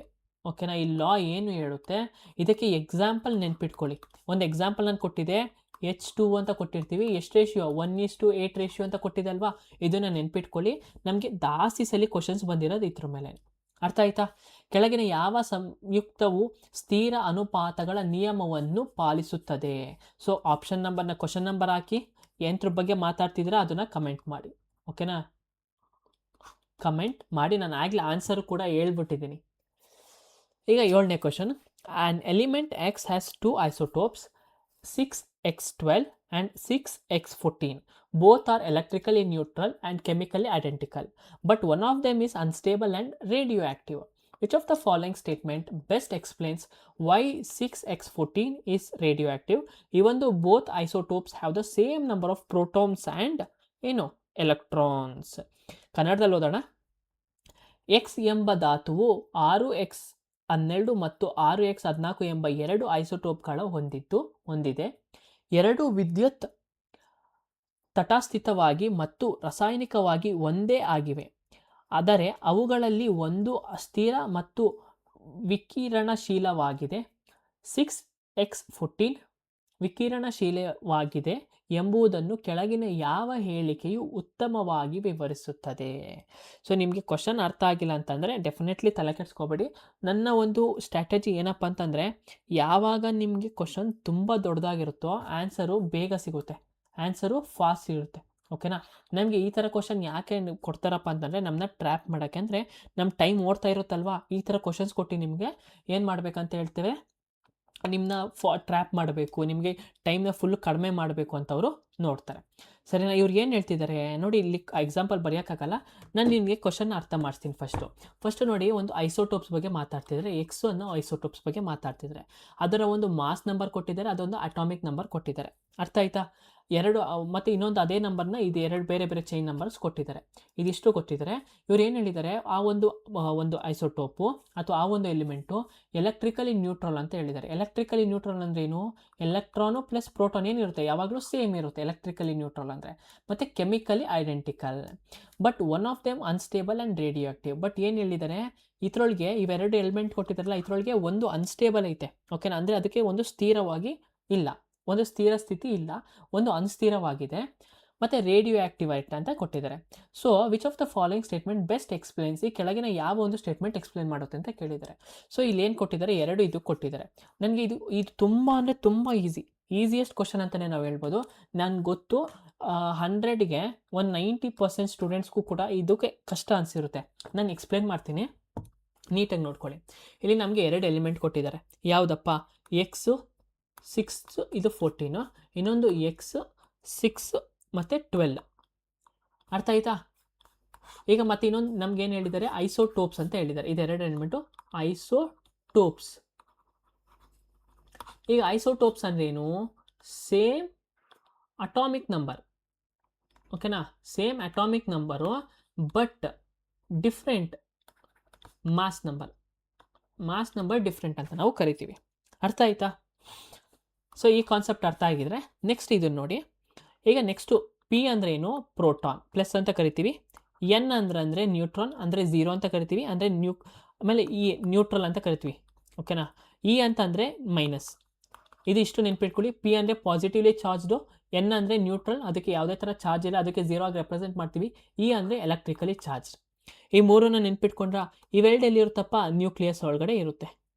ಇದೇ ಕಡೆಯಲ್ಲಿರುತ್ತೆ, ಇದು ಔಟ್ಸೈಡ್ ನ್ಯೂಕ್ಲಿಯಸಲ್ಲಿ ಇರುತ್ತೆ, ಔಟ್ಸೈಡ್ ನ್ಯೂಕ್ಲಿಯಸಲ್ಲಿ ಇರುತ್ತೆ, ಸರಿನಾ. ಸೊ ಈಗ ನ್ಯೂಕ್ಲಿಯಸಲ್ಲಿ ಏನಿರುತ್ತೆ, ಪ್ರೋಟಾನು ಪ್ಲಸ್ ನ್ಯೂಟ್ರಾನ್ ಇರುತ್ತೆ. ಸೊ ಇದಿಷ್ಟು ಅರ್ಥ ಆಯ್ತಾ, ಕಾನ್ಸೆಪ್ಟ್ ಅರ್ಥ ಆಯ್ತಾ ಇದು. ಈಗ ನೆಕ್ಸ್ಟು ಫಸ್ಟ್ ಅರ್ಥ ಮಾಡ್ಕೊಬಿಡಿ. ಈ ಥರ ಕ್ವಶನ್ ಇನ್ನು ಯಾವಾಗ ಕೇಳಿದ್ರು ಮರೆಯೋಕೆ ಹೋಗ್ಬಿಡಿ, ಆಯಿತಾ. ಇದೊಂದು ಕಾನ್ಸೆಪ್ಟ್ ಅರ್ಥ ಮಾಡ್ಕೊಬಿಡಿ. ಸೊ ಇವಾಗ ಫಸ್ಟು ಇದನ್ನು ನೋಡೋಣ. 6x12 ಅಂತ ಐತಲ್ವಾ, ಎಕ್ಸು 6 12. ಸೊ ಈ 6 ಅಂತ ಏನು ಕರಿತೀವಿ ನೋಡಿ, ಇದೇನಪ್ಪ, ಇದು ಅಟಾಮಿಕ್ ನಂಬರ್. ಯಾವುದೇ ಎಲಿಮೆಂಟ್ ಆಗಿರಲಿ ಈ ಥರ ಕೊಟ್ಟಿದ್ರೆ ಇದು ಅಟಾಮಿಕ್ ನಂಬರ್. ಹಾಗಾದರೆ 12 ಏನು, 12 ಮಾಸ್ ನಂಬರ್. ಏನು, ಮಾಸ್ ನಂಬರ್ ಅಂತ ಕರಿತೀವಿ. ಈ ಮಾಸ್ ನಂಬರಲ್ಲಿ ಏನು ಇನ್ಕ್ಲೂಡ್ ಆಗಿರುತ್ತೆ, ಪ್ರೋಟಾನ್ಸ್ ಇರುತ್ತೆ ಪ್ಲಸ್ ನ್ಯೂಟ್ರಾನ್ಸ್ ಇರುತ್ತೆ, ಆಯಿತಾ. ಹಾಗಾದರೆ ಅಟಾಮಿಕ್ ನಂಬರಲ್ಲಿ ಏನಿರುತ್ತೆ, ಬರೀ ಪ್ರೋಟಾನ್ಸ್ ಮಾತ್ರ. ಅಟಾಮಿಕ್ ನಂಬರಲ್ಲಿ ಬರೀ ಪ್ರೋಟಾನ್ಸ್ ಮಾತ್ರ. ಹಾಗಾದರೆ 6 ಪ್ರೋಟಾನ್ಸ್ ಇದ್ದರೆ, ಇಲ್ಲಿ ನೋಡಿ 6 ಪ್ರೋಟಾನ್ಸ್ ಇದ್ದರೆ ಇನ್ನು ನ್ಯೂಟ್ರಾನ್ಸ್ ಎಷ್ಟು ಇರುತ್ತೆ, = 12 ಅಂತ ಕೊಟ್ಟಿದ್ದಾರಲ್ವಾ, ಎಷ್ಟು ಇಲ್ಲಿರುತ್ತೆ, ಇನ್ನು 6 ನ್ಯೂಟ್ರಾನ್ಸ್ ಇರುತ್ತೆ, ಸರಿನಾ. ಸೊ ಇಲ್ಲಿ ನಮ್ಗೆ ನೋಡೋದಾದರೆ ನಮಗೆ ಕ್ವಶನಲ್ಲಿ ಏನು ಕೊಟ್ಟಿದ್ರು, ಎಲೆಕ್ಟ್ರಿಕಲಿ ನ್ಯೂಟ್ರಲ್ ಅಂತ ಕೊಟ್ಟಿತ್ತು. ಎಲೆಕ್ಟ್ರಿಕಲಿ ನ್ಯೂಟ್ರಲ್ ಅಂದರೆ ಎಲೆಕ್ಟ್ರಾನ್ಸು ಸೇಮ್ ಇರುತ್ತೆ, ಪ್ರೋಟಾನ್ಸು ಸೇಮ್ ಇರುತ್ತೆ, ಓಕೆನಾ. ಈಗ ಪ್ರೋಟಾನ್ಸ್ 6 ಇತ್ತು ಅಂತಂದರೆ ಎಲೆಕ್ಟ್ರಾನ್ಸು ಕೂಡ 6, ನ್ಯೂಟ್ರಾನ್ಸ್ ಎಷ್ಟೈತೆ, ನ್ಯೂಟ್ರಾನ್ಸು ಕೂಡ 6 ಐತೆ, ಸರಿನಾ. ಈ 3 ಎಷ್ಟೈತಪ್ಪ, ಈ 3 ಸೇಮ್ ಐತೆ, ಆಯಿತಾ. ಯಾವ್ದ್ರೊಳಗೆ, x6x12ಅಲ್ಲಿ, ಸರಿನಾ. ಇ P N 6 ಅಂತ ನಾವು ಹೇಳ್ಬೋದಾ, ಆಯಿತಾ. ಈಗ ನೆಕ್ಸ್ಟ್ ಇದನ್ನು ನೋಡೋಣ, ಯಾವುದು ಇದನ್ನು. ಸೊ ಈ 6x14 ಅಂತ ಅಂದಾಗ ಎಕ್ಸ್ ಅಂದ್ರೆ ಏನು, ಅಟಾಮಿಕ್ ನಂಬರ್. ಪ್ರೋಟಾನ್ಸ್ ಎಷ್ಟಪ್ಪ, 6. ನಮ್ಮ ಕ್ವಶನಲ್ಲಿ ಏನು ಹೇಳಿದ್ರು, ಬೋತ್ ಎಲಿಮೆಂಟ್ಸ್ ಕೂಡ ಎಲೆಕ್ಟ್ರಿಕಲಿ ನ್ಯೂಟ್ರಾನ್. ಪ್ರೋಟಾನ್ 6 ಇದ್ದರೆ ಎಲೆಕ್ಟ್ರಾನ್ಸ್ ಕೂಡ 6 ಇರುತ್ತೆ. ಇನ್ನು ನ್ಯೂಟ್ರಾನ್ಸ್ ಎಷ್ಟೈತಪ್ಪ, ನ್ಯೂಟ್ರಾನ್ಸ್ ಎಷ್ಟಪ್ಪ ಅಂತಂದರೆ ಇಲ್ಲಿ ಏನು ಕೊಟ್ಟಿದ್ದಾರೆ, ಮಾಸ್ ನಂಬರ್ಗೆ ಏನಪ್ಪ, ಪ್ರೋಟಾನ್ಸ್ ಪ್ಲಸ್ ನ್ಯೂಟ್ರಾನ್ಸ್ ಅಲ್ವಾ. ಈ ಪ್ರೋಟಾನ್ಸ್ ಪ್ಲಸ್ ನ್ಯೂಟ್ರಾನ್ಸ್ = 14 ಅಂತ ಕೊಟ್ಟರೆ ನಮಗೆ ಪ್ರೋಟಾನ್ಸ್ ಎಷ್ಟೈತೆ ಅಂತ ಗೊತ್ತು, 6 ಐತೆ ಅಂತ ಗೊತ್ತು. ನ್ಯೂಟ್ರಾನ್ಸ್ ಎಷ್ಟು, 14 ಇಲ್ಲ ಅಂತಂದರೆ ಇನ್ನು ಎಷ್ಟು ಆ್ಯಡ್ ಆದರೆ 14 ಆಗುತ್ತೆ, ಇನ್ನು 8 ಆ್ಯಡ್ ಆದರೆ. ಸೊ ನ್ಯೂಟ್ರಾನ್ ವ್ಯಾಲ್ಯೂ ಎಷ್ಟು, 8 ಆಯಿತು ಅಲ್ವಾ. ಸೊ ನ್ಯೂಟ್ರಾನ್ = 8 ಅಂತ ನಾವು ಕರಿತೀವಿ, ಆಯಿತಾ. ಸೊ ಇವಾಗ ನಮ್ಗೆ ಎಷ್ಟಾಯ್ತು ಇಲ್ಲಿ ನೋಡಿ, ಇದನ್ನು ಮತ್ತು ಇದನ್ನು ಕಂಪೇರ್ ಮಾಡಿ. ಇಲ್ಲಿ 6:8 ಐತೆ, ಅಂದರೆ ಪ್ರೋಟಾನ್ಸು ಎಲೆಕ್ಟ್ರಾನ್ಸು ನ್ಯೂಟ್ರಾನ್ಸು. ಇಲ್ಲಿ ಪ್ರೋಟಾನ್ಸು ಎಲೆಕ್ಟ್ರಾನ್ಸ್ ನ್ಯೂಟ್ರಾನ್ 3 ಕೂಡ ಸೇಮ್ ಐತೆ, ಆಯಿತಾ. ಅರ್ಥ ಆಯ್ತೈತಾ. ಸೊ ಇವಾಗ ಈ 3 ಕಂಪೇರ್ ಮಾಡಿದ್ರೆ ನಮಗೆ ಇದ್ರೊಳಗೆ ಏನೈತೆ, ಇಲ್ಲಿ ನ್ಯೂಟ್ರಾನ್ಸ್ 8 ಐತೆ, ಇದ್ರೊಳಗೆ ನ್ಯೂಟ್ರಾನ್ಸು 6 ಐತೆ. ಇವೆರಡು ಏನಾಗೈತೆ, ಡಿಫ್ರೆಂಟ್ ಆಗೈತೆ, ಓಕೆನಾ. ಏನಾಗೈತೆ, ಡಿಫ್ರೆಂಟ್ ಆಗೈತೆ. ಸೊ ಈಗ ನಿಮಗೆ ಐಸೋಟೋಪ್ಸ್ ಅಂದರೆ ಏನಂತ ಗೊತ್ತು. ಐಸೋಟೋಪ್ಸ್ ಅಂತಂದರೆ ಅಟಾಮಿಕ್ ನಂಬರ್ ಸೇಮ್ ಇರುತ್ತೆ, ಬಟ್ ಏನಿರುತ್ತೆ, ಡಿಫ್ರೆಂಟ್ ಮಾಸ್ ನಂಬರ್ ಇರುತ್ತೆ, ಸರಿನಾ. ಸೊ ಈಗ ನಮಗೆ ಕೆಮಿಕಲಿ ನ್ಯೂಟ್ರಲ್ ಅಂದರೆ ಎಲೆಕ್ಟ್ರಿಕಲಿ ನ್ಯೂಟ್ರಲ್ ಅಂತ ಹೇಳಿದರು, ಸರಿನಾ. ಎಲೆಕ್ಟ್ರಿಕಲಿ ನ್ಯೂಟ್ರಾನ್ ಆಗಿರುತ್ತೆ, ಮತ್ತೇನು ಹೇಳಿದ್ರು, ಕೆಮಿಕಲಿ ಅದೇನಾಗಿರುತ್ತೆ, ಐಡೆಂಟಿಕಲ್ ಆಗಿರುತ್ತೆ. ನೋಡಿ ಇಲ್ಲೇನು ಕೊಟ್ಟಿದ್ದಾರೆ, ಕೆಮಿಕಲ್ ಆಗಿ ಐಡೆಂಟಿಕಲ್ ಆಗಿರುತ್ತೆ ಅಂತ ಹೇಳಿದ್ದಾರೆ. ಬಟ್ ಕ್ವಶನ್ ನೆಕ್ಸ್ಟ್ ನೋಡಿ, one of them is unstable and radio active. One of them ಏನು, ಅನ್ಸ್ಟೇಬಲ್ ಆಗಿರುತ್ತೆ. ಯಾವುದು, ಅನ್ಸ್ಟೇಬಲ್ ಆಗಿರುತ್ತೆ. ಸೊ ಇಲ್ಲಿ ಯಾವುದಪ್ಪ ಅನ್ಸ್ಟೇಬಲ್ ಅಂದರೆ, ಇದರೊಳಗೆ ಎಲ್ಲ ಸ್ಟೇಬಲ್ ಐತೆ. ಅನ್ಸ್ಟೇಬಲ್ ಯಾವುದು, ಈ ಒಂದು 6x14 ಅಂತ ಐತಲ್ವಾ, ಇದು ಅನ್ಸ್ಟೇಬಲ್. ಸೊ ಈಗ ಅನ್ಸ್ಟೇಬಲ್ ಇದ್ದರೆ ಯಾವ ಒಂದು ರೀಜನಲ್ಲಿ ಇರುತ್ತಪ್ಪ. ಈಗ ನೋಡಿ, ಎಲೆಕ್ಟ್ರಾನ್ಸ್ ಏನಾದರೂ ಅನ್ಸ್ಟೇಬಲ್ ಇತ್ತು ಅಂತಂದರೆ ಔಟ್ಸೈಡ್ ದ ನ್ಯೂಕ್ಲಿಯಸ್. ಯಾಕಂದರೆ ನ್ಯೂಕ್ಲಿಯಸ್ ಒಳಗಡೆ ಯಾವುದ್ಯಾವುದು ಇರುತ್ತೆ, ಪ್ರೋಟಾನ್ಸ್ ಮತ್ತು ನ್ಯೂಟ್ರಾನ್ಸು ನ್ಯೂಕ್ಲಿಯಸ್ ಒಳಗಡೆ ಇರುತ್ತೆ. ಇನ್ ಕೇಸು ಪ್ರೋಟಾನ್ಸ್ ಆದರೂ ಅಥವಾ ನ್ಯೂಟ್ರಾನ್ಸ್ ಏನಾದ್ರು ಅನ್ಸ್ಟೇಬಲ್ ಆಗಿದ್ದರೆ ಅದು ಎಲ್ಲಿ ಸ್ಥಿರವಾಗಿರಲ್ಲಪ್ಪ ಅಂತಂದರೆ ನ್ಯೂಕ್ಲಿಯಸ್ ಒಳಗಡೆ ಸ್ಥಿರವಾಗಿರಲ್ಲ, ಓಕೆನಾ. ಇನ್ ಕೇಸ್ ಏನಾದ್ರು ಎಲೆಕ್ಟ್ರಾನ್ಸ್ ಏನೋ ಸ್ಥಿರವಾಗಿಲ್ಲ ಅಂದರೆ ಔಟ್ಸೈಡ್ ದ ನ್ಯೂಕ್ಲಿಯಸ್ ಏನಾಗಿರುತ್ತೆ, ಅದು ಸ್ಥಿರವಾಗಿ ಇರಲ್ಲ, ಓಕೆನಾ. ಸೊ ಇದರಿಂದ ನಾವು ಏನು ಹೇಳ್ಬೋದಪ್ಪ ಅಂತಂದರೆ, ನ್ಯೂಕ್ಲಿಯಸ್ ಒಳಗಡೆ ಓಕೆನಾ. ಈ ಎಕ್ಸ್ ಅನ್ನೋ ಒಂದು ನ್ಯೂಕ್ಲಿಯಸ್ ಒಳಗಡೆ ಇಲ್ಲಿ 12 ಐತೆ, ಇದ್ರೊಳಗೆ ಏನೋ ಎಲ್ಲ ಫುಲ್ಲು ಸ್ಟೇಬಲ್ ಆಗೈತೆ. ಓಕೆನಾ. 6 ಪ್ರೋಟಾನ್ಸು, 6 ಎಲೆಕ್ಟ್ರಾನ್ಸು, 6 ನ್ಯೂಟ್ರಾನ್ಸು. ಬಟ್ ಇಲ್ಲಿ ಏನಾಗೈತೆ, 2 ಜಾಸ್ತಿ ಐತೆ. ಏನು ಜಾಸ್ತಿ ಐತೆ, 2 ಎಕ್ಸ್ಟ್ರಾ ನ್ಯೂಟ್ರಾನ್ಸ್ ಐತೆ. ಸೊ ಅವಾಗ ಏನಪ್ಪ ಅಂತಂದರೆ ಈ ಒಂದು ನ್ಯೂಕ್ಲಿಯಸ್ಸು, ಈ ಒಂದು ಆಟಮ್ ಐತಲ್ಲ, ಈ ಥರ ಒಂದು ನ್ಯೂಕ್ಲಿಯಸ್ ಏನಿರುತ್ತೆ ಸ್ಟೇಬಲ್ ಆಗಿ ಇರಲ್ಲ. ಸ್ಟೇಬಲ್ ಆಗೇನಿರಲ್ಲ, ಒಳಗಡೆ ನ್ಯೂಕ್ಲಿಯಸ್ಸು ಸ್ಟೇಬಲ್ ಆಗಿ ಇರಲ್ಲ. ಸೊ ಯಾವಾಗ ಸ್ಟೇಬಲ್ ಇಲ್ದಿರೋ ಕಂಡೀಷನಲ್ಲಿ ಇರುತ್ತಲ್ವಾ, ಆವಾಗ ಏನಾಗುತ್ತಪ್ಪ ಅಂತಂದರೆ ಈ ರೇಡಿಯೋ ಆ್ಯಕ್ಟಿವ್ ಡಿಕೆ ಅಂತ ಕರಿತೀವಿ. ರೇಡಿಯೋ ಆ್ಯಕ್ಟಿವ್ ಡಿಕೆ ಅಂತ ನಾವು ಕರಿತೀವಿ. ಓಕೆನಾ. ಸೊ ಈ ಥರ ಒಂದು ಸ್ಪಾಂಟೇನಿಯಸ್ ಚೇಂಜ್ ಅಂತ ಕರಿತೀವಲ್ವಾ, ಈ ಒಂದು ಚೇಂಜು ಸ್ಟೇಬಲ್ ಇಲ್ಲದೆ ಇದ್ದಾಗ ಸ್ಪಾಂಟೇನಿಯಸ್ ಚೇಂಜಸ್ಸು ಆಗುತ್ತೆ. ಅದು ಎಲ್ಲ ಆಗುತ್ತೆ ಅಂದರೆ ನ್ಯೂಕ್ಲಿಯಸ್ ಒಳಗಡೆ ಆಗುತ್ತೆ. ಇದಕ್ಕೆ ಬೆಸ್ಟ್ ಎಕ್ಸಾಂಪಲ್ ಯಾವುದಪ್ಪ ಅಂತಂದರೆ ಕಾರ್ಬನ್ 14 ಅಂತ ಕರಿತೀವಿ. ಕಾರ್ಬನ್ 14 ಆಗಿರ್ಬೋದು, ಕಾರ್ಬನ್ 12 ಆಗಿರ್ಬೋದು, ಇದಕ್ಕೆ ಬೆಸ್ಟು ಎಕ್ಸಾಂಪಲ್. ಸರಿನಾ. ಅರ್ಥ ಆಯ್ತಾ ಕಾನ್ಸೆಪ್ಟ್ ಪೂರ್ತಿ? ಸೊ ಇದ್ರ ಮೇಲೇ ಈಗ ನಾವೇನು ಕೊಡ್ತೀವಿ, ಅಲ್ಲಿ ಏನು ಕೇಳಿದ್ದಾರೆ, ಇದರಲ್ಲಿ ಸ್ಟೇಟ್ಮೆಂಟ್ಸ್ನ ಕೇಳಿರೋದು. ಒಂದೊಂದಾಗಿ ಓದೋಣ. Because 6x14 has a smaller nucleus that cannot hold neutrons tightly, resulting in a spontaneous decay. 6:14 ಚಿಕ್ಕ ನ್ಯೂಕ್ಲಿಯಸ್ ಅನ್ನು ಹೊಂದಿರುವುದರಿಂದ ಅದು ನ್ಯೂಟ್ರಾನ್ಗಳನ್ನು ಬಿಗಿಯಾಗಿ ಹಿಡಿದುಕೊಳ್ಳಲು ಸಾಧ್ಯವಿಲ್ಲ. ಇದು ಸ್ವಯಂ ಪ್ರೇರಿತ ಕೊಳೆಯುವಿಕೆಗೆ ಕಾರಣವಾಗುತ್ತದೆ. ಸೊ ಇಲ್ಲಿ ಏನು ಕೇಳಿದ್ದಾರೆ, ಸ್ಮಾಲರ್ ನ್ಯೂಕ್ಲಿಯಸ್ ಅಂತ ಕೇಳಿದ್ದಾರೆ.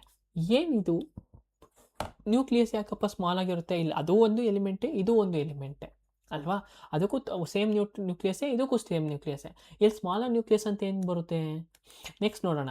Because 6:14 has excess neutrons causing imbalance in the ಏನು ನ್ಯೂಕ್ಲಿಯರ್ ಫೋರ್ಸಸ್. ನ್ಯೂಕ್ಲಿಯರ್ ಫೋರ್ಸಸ್ ಅಂದರೆ ಏನು, ನ್ಯೂಕ್ಲಿಯಸ್ ಒಳಗಡೆ ಇರೋ ಫೋರ್ಸಸ್ಸು ಅಲ್ವಾ.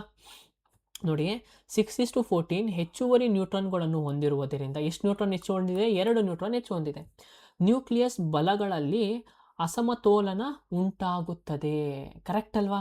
ನಾನು ಹೇಳಿದ್ದು ಕರೆಕ್ಟ್ ಅಲ್ವಾ? ಈಗ ನಾವು ಏನು ಎಕ್ಸ್ಪ್ಲೇನ್ ಮಾಡಿದ್ವಿ ಅದು ನಮಗೆ ಇಲ್ಲಿ ಸ್ಟೇಟ್ಮೆಂಟ್ 2 ಅಲ್ಲಿ ಕಾಣಿಸ್ತೈತಲ್ವಾ. ಸೊ ಆಪ್ಷನ್ ಏನು, B is the correct answer. ಮಿಕ್ಕಿದ ಸ್ಟೇಟ್ಮೆಂಟ್ ನೋಡೋಣ.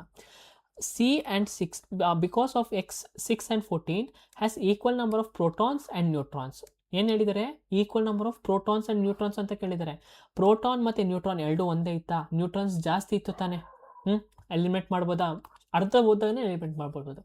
ಲಾಸ್ಟ್ ಏನು ನೋಡೋಣ.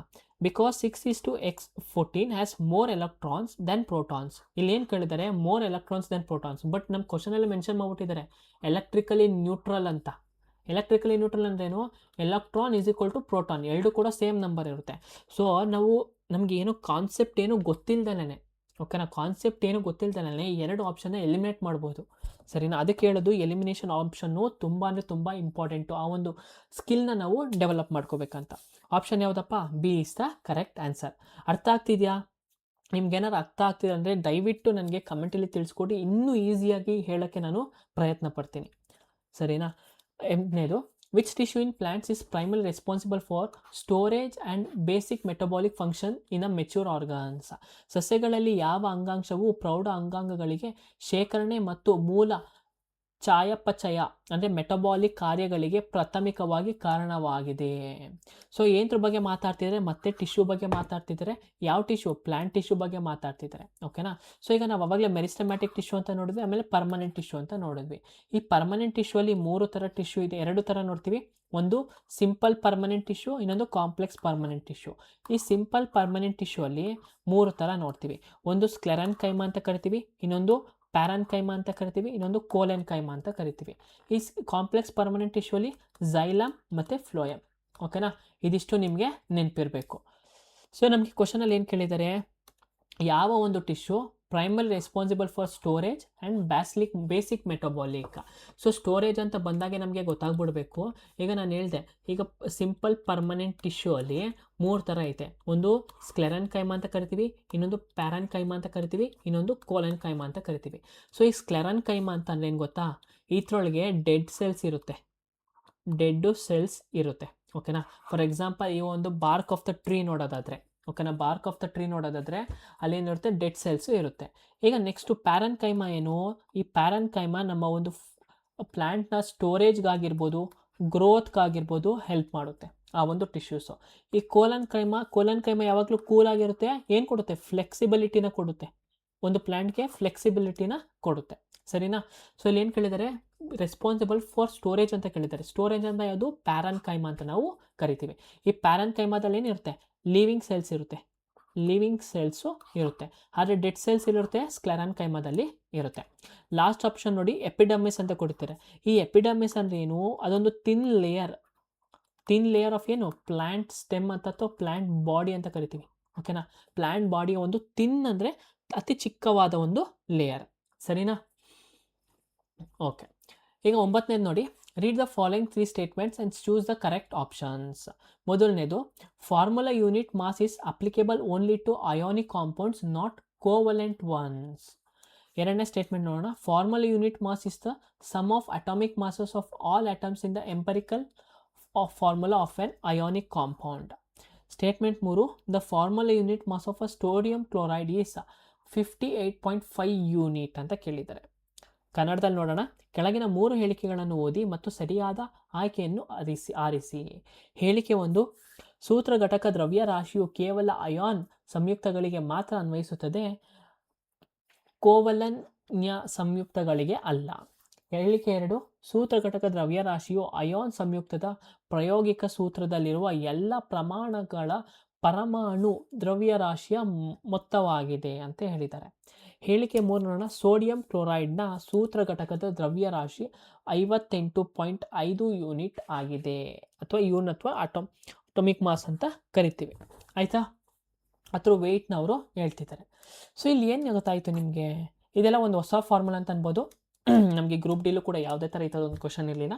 ಸೊ ನಾನು ನೀಟಾಗಿ ಸಿಂಪಲ್ಲಾಗಿ ಹೇಳ್ತೀನಿ. ಹೇಳಿಕೆ 1ಲ್ಲಿ ಏನು ಹೇಳಿದರೆ, ಫಾರ್ಮುಲಾ ಯೂನಿಟ್ ಅಂತ ಹೇಳಿದ್ದಾರೆ. ಏನಂತ ಹೇಳಿದರೆ, ಫಾರ್ಮುಲಾ ಯೂನಿಟ್ ಅಂತ ಹೇಳಿದ್ದಾರೆ, ಓಕೆನಾ. ಈ ಫಾರ್ಮುಲಾ ಯೂನಿಟ್ ಅಂದರೆ ಏನು, ಸೊ ನಾನು ನಿಮಗೆ ಹೇಳ್ತೀನಿ. ಮೊದಲನೇದಾಗಿ ಇದನ್ನು ಅರ್ಥ ಮಾಡ್ಕೊಳ್ಳಿ. ಮೊದಲನೇದಾಗಿ ಫಾರ್ಮುಲಾ ಯೂನಿಟ್ಗಿಂತ ಮುಂಚೆ ಅಯಾನಿಕ್ ಕಾಂಪೌಂಡ್ ಬಗ್ಗೆ ಅರ್ಥ ಮಾಡ್ಕೊಳ್ಳಿ. ಈ ಅಯಾನಿಕ್ ಕಾಂಪೌಂಡ್ ಅಂತ ಯಾವಾಗ ಕರಿತೀವಿ ಗೊತ್ತಾ, ಯಾವಾಗ ಒಂದು ಎಲಿಮೆಂಟು, ಈಗ ಎಕ್ಸ್ ಎಲಿಮೆಂಟು ಮತ್ತು ವೈ ಎಲಿಮೆಂಟ್ ಇರುತ್ತೆ. ಎಕ್ಸ್ ಎಲಿಮೆಂಟಿಂದ ವೈ ಎಲಿಮೆಂಟ್ಗೆ ಎಲೆಕ್ಟ್ರಾನ್ಸು ಟ್ರಾನ್ಸ್ಫರ್ ಆದಾಗ ಅದನ್ನು ನಾವು ಅಯಾನಿಕ್ ಕಾಂಪೌಂಡ್ ಅಂತ ಕರಿತೀವಿ, ಓಕೆನಾ. ಯಾವಾಗ 2 ಆಟಮ್ಸ್ ನಡುವೆ ಎಲೆಕ್ಟ್ರಾನ್ಸು ಟ್ರಾನ್ಸ್ಫರ್ ಆಗುತ್ತೆ ಅವಾಗ ನಾವು ಅಯಾನಿಕ್ ಕಾಂಪೌಂಡ್ ಅಂತ ಕರಿತೀವಿ. ಇದನ್ನು ಅಯಾನಿಕ್ ಕಾಂಪೌಂಡ್ ಅಂತ ಅರ್ಥ ಆಯಿತಾ. ಸೊ ಈಗ ನಮಗೊಂದು ಎಕ್ಸಾಂಪಲ್ ನೋಡೋದಾದರೆ ಸೋಡಿಯಂ ಕ್ಲೋರೈಡ್ ಅಂತ ಕೊಟ್ಟಿದ್ದೇವೆ, Na ಮತ್ತು Cl, ಸರಿನಾ. ಸೊ ಎದು ಒಂದು ಪ್ರೋಟಾನ್ ಜಾಸ್ತಿ ಆಗುತ್ತೆ, Cl ಏನಾಗುತ್ತೆ, ಎಲೆಕ್ಟ್ರಾನ್ಸು ಕಡಿಮೆ ಆಗುತ್ತೆ, ಸರಿನಾ. ಎಲೆಕ್ಟ್ರಾನ್ಸ್ ಯಾವ್ದು ಗೇನ್ ಮಾಡುತ್ತೆ, ಸೊ ಪ್ರೋಟಾನ್ ಇದು ಗೇನ್ ಆಗ್ತೈತೆ ಅಂತಂದರೆ ಏನು ಮಾಡ್ತೈತೆ, ಎಲೆಕ್ಟ್ರಾನ್ಸ್ನ ಬಿಟ್ಕೊಡ್ತೈತೆ. ಹಾಗಾದ್ರೆ ಗೇನ್ ಮಾಡೋದು ಯಾವುದು, ಕ್ಲೋರೈಡು ಎಲೆಕ್ಟ್ರಾನ್ಸ್ನ ಗೇನ್ ಮಾಡುತ್ತೆ. ಇದನ್ನು ನಾವು ಅಯಾನಿಕ್ ಕಾಂಪೌಂಡ್ ಅಂತ ಕರಿತೀವಿ, ಆಯಿತಾ. ಎಕ್ಸಾಂಪಲ್ ಅಷ್ಟೇ.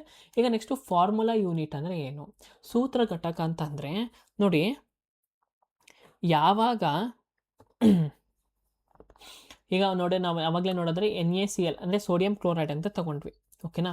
ಈ ಫಾರ್ಮುಲಾ ಯೂನಿಟ್ ಏನು ಹೇಳುತ್ತಪ್ಪ ಅಂತಂದರೆ, ಈ Na ಪ್ಲಸ್ Cl, ಓಕೆನಾ, ಇದರ ರೇಷಿಯೋ ಎಷ್ಟು, ಈ ಒಂದು NaCl ಅಥವಾ ಸೋಡಿಯಂ ಕ್ಲೋರೈಡ್ನ ರೇಷಿಯೋ ರೀತಿಯಲ್ಲಿ ನಾವು ಸಿಂಪ್ಲೆಸ್ಟ್ ಆಗಿ ರೆಪ್ರೆಸೆಂಟ್ ಮಾಡಿದ್ರೆ ಅದನ್ನು ನಾವು ಫಾರ್ಮುಲಾ ಯೂನಿಟ್ ಅಥವಾ ಸೂತ್ರ ಘಟಕ ಅಂತ ಕರಿತೀವಿ. ಏನಂತ ಕರಿತೀವಿ, ಸೂತ್ರ ಘಟಕ ಅಂತ ಕರಿತೀವಿ.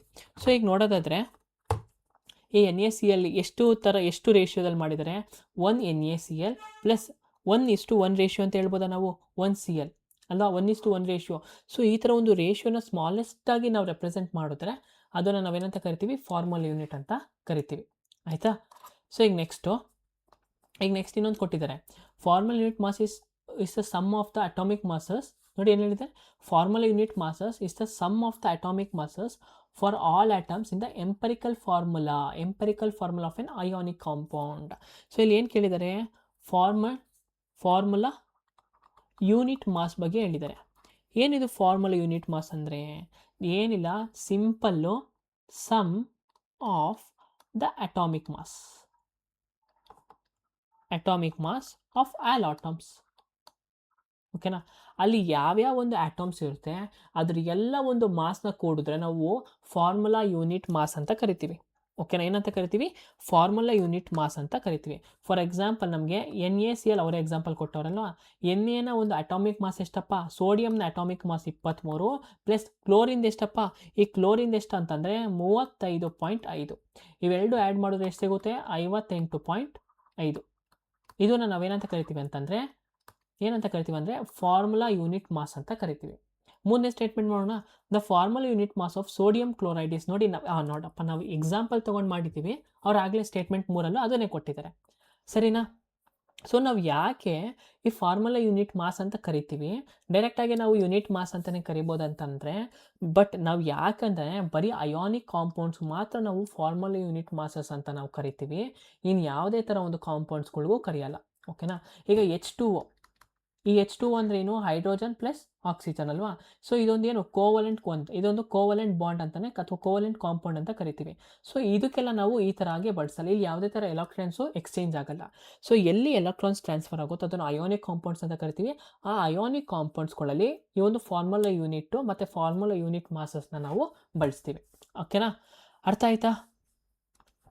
ಸೊ ಈ ಕಾನ್ಸೆಪ್ಟ್ನ ನೆನ್ಪಿಟ್ಕೊಳ್ಳಿ, ಅಯೋನಿಕ್ ಬಾಂಡ್ಸ್ಗಳಲ್ಲಿ, ಸರಿನಾ?